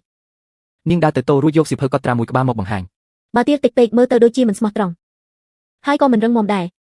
តែបើទាច្រើនពេកវាធ្វើឲ្យខ្ញុំមើលទៅលោកបើឲ្យអ្នកជាអ្នកដកស្រង់តម្លៃវិញវានឹងធ្វើឲ្យតម្លៃខ្ញុំនឹងជាសឿឈីធ្លាក់ចុះដូច្នេះហើយពួកយើងមកចាប់ឆ្នោតសងសំណាងវិញនៅក្នុងសៀវភៅនេះមានតម្លៃដែលអ្នកត្រូវផ្ដល់ឲ្យនិងតម្លៃដែលជាសឿឈីចង់បានពីខ្ញុំមាន100លាន50លាន10លាន5លាននិង1លានចូលអ្នកជ្រើសរើសចុះ បរិសុទ្ធជាសង្សារសម្លឹងមើលមកគ្នារួចលោកដៃចាប់យករង្វាន់គាត់បានចាប់យកក្រដាសមួយសន្លឹកចេញមកផ្ទៀងផ្ទាត់ក្រដាសដែលគាត់ចាប់បាននោះគឺមានចំនួន1លាន ចាត់ទុកថាអ្នកមានសំណាងល្អចុះខ្ញុំសូមអរគុណអ្នកទុកជាមុនហើយប្រាក់1លាននេះចាត់ទុកជាកាដូអាពាហ៍ពិពាហ៍ឲ្យប្អូនស្រីខ្ញុំចុះ ឬបែបនេះធ្វើឲ្យពួកគេទាំងពីរញ៉ាំបិទមាត់មិនចេះឡើយបើវាជាកាដូអាពាហ៍ពិពាហ៍របស់ពួកយើងមែននោះអញ្ចឹងខ្ញុំសូមយកទាំងអស់តែម្ដងទៅគាត់ក៏បានឆក់យកសៀវភៅដែលមានក្រដាសឆ្នោតទាំងអស់នោះតែម្ដងធ្វើឲ្យបងស្រីហួសចិត្តជាខ្លាំងមិននឹកស្មានថាគាត់លោកខ្លួនបែបនេះ ឃើញទេខ្ញុំជាមនុស្សល្អខ្លាំងណាស់មែនទេមិនត្រឹមតែមិនខឹងថែមទាំងផ្ដល់កាដូធំទៀតអរគុណបងស្រីខ្លាំងណាស់ចំពោះទឹកចិត្តដ៏ល្អមួយនេះ ពួកគេទាំង3នាក់ក៏បានសម្រុះសម្រួលគ្នានិងបញ្ចប់ទំនាស់ដោយស្នាមញញឹម រយៈពេល2ខែក្រោយមកស្នេហារបស់ពួកគេក៏បានឈានដល់គូអនាគតពួកគេបានរៀបការជាមួយគ្នាយ៉ាងមានក្តីសុខបំផុតគូស្នេហ៍មួយគូនេះមើលទៅពិតជាមានសេចក្តីសុខណាស់ក្នុងឈុតអាពាហ៍ពិពាហ៍ធ្វើដៃរៀងបេះដូងបន្តិចមកចាក់បានតើពួកគេក៏បានធ្វើដៃជារៀងបេះដូងយ៉ាងស្រស់ស្អាតធ្វើជារៀងបេះដូងធំជាងនេះបន្តិចមកតោះមកនេះមកញឹមឲ្យផ្អែមល្ហែមបន្តិចស្នាមញឹមរបស់ពួកគេពិតជាផ្អែមល្ហែមខ្លាំងណាស់ល្អណាស់ឥឡូវអ្នកទាំងពីរដូរស្ទីលមួយទៀតមកដូរស្ទីលមួយទៀតមែនទេលើកជើងឡើងចាំខ្ញុំបីបងមកលោកប្តីមកហើយនាងក៏បានលើកជើងរបស់លោកប្តីឡើងយ៉ាងគួរឲ្យអស់សំណើចញឹមឲ្យស្រស់ស្រាយឡើងមើលមកកាមេរ៉ាញឹមឲ្យជាប់ល្អណាស់ក្បាច់នេះពិតជាប្លែកហើយមើលទៅគួរឲ្យស្រឡាញ់ខ្លាំងណាស់តាក់ដៃបងលើស្មារបស់ខ្ញុំមកចាំបងអបពីក្រោយល្អណាស់អបឲ្យគៀកគ្នាបែរមុខញឹមផ្អែមល្ហែមបន្តិចរូបថតនេះមួយសុទ្ធតែបង្ហាញពីក្តីសុខពិតប្រាកដទៅហើយក្បាច់នេះល្អខ្លាំងណាស់ក្បាច់នេះពិតជាពិសេសមែនទេ1 2 3ពួកគេទាំងពីរអ្នកលេងក្បាច់អបគ្នាពីក្រោយយ៉ាងសប្បាយរីករាយលោកប្រុសលីលោកស្រីលីរូបថតដែលថតចេញមកពិតជាស្អាតគ្មានទាស់ឡើយអូខេហើយខ្ញុំនៅមិនទាន់អស់ចិត្តទេសូមថតក្បាច់ថើបគ្នាមួយទៀតមកលោកប្រុសលីអំបញ្ញមិញយើងថតក្បាច់ថើបគ្នារួចហើយតើមិនអីទេថតមួយទៀតទៅព្រោះឥឡូវពន្លឺកំពុងតែស្អាតខ្លាំងណាស់ពួកគេក៏បានបែរមុខមករកគ្នាដើម្បីត្រៀមថតបន្តបងអាចថើបអូនបានទេគុំក្រមុំដ៏ស្រស់ស្អាតរបស់បងនិយាយរួចពួកគេក៏បានថើបគ្នាយ៉ាងមានក្តីសុខបំផុតស្នេហារបស់ពួកគេឆ្លងកាត់រឿងរ៉ាវជាច្រើនរហូតមកដល់ថ្ងៃនេះភាពផ្អែមល្ហែមមួយនេះនឹងស្ថិតស្ថេរជារៀងរហូតទេសភាពវាលស្មៅដ៏ស្រស់ស្អាតជួយបង្កើនភាពរ៉ូមែនទិកពួកគេបានរកឃើញសុភមង្គលពិតប្រាកដក្នុងជីវិតហើយកាមេរ៉ាក៏បានទាញថយក្រោយយឺតបង្ហាញពីទស្សនវិជ្ជាដ៏កក់ក្ដៅសាច់រឿងទាំងមូលត្រូវបានបញ្ចប់ដោយភាពរីករាយនិងស្នាមញញឹម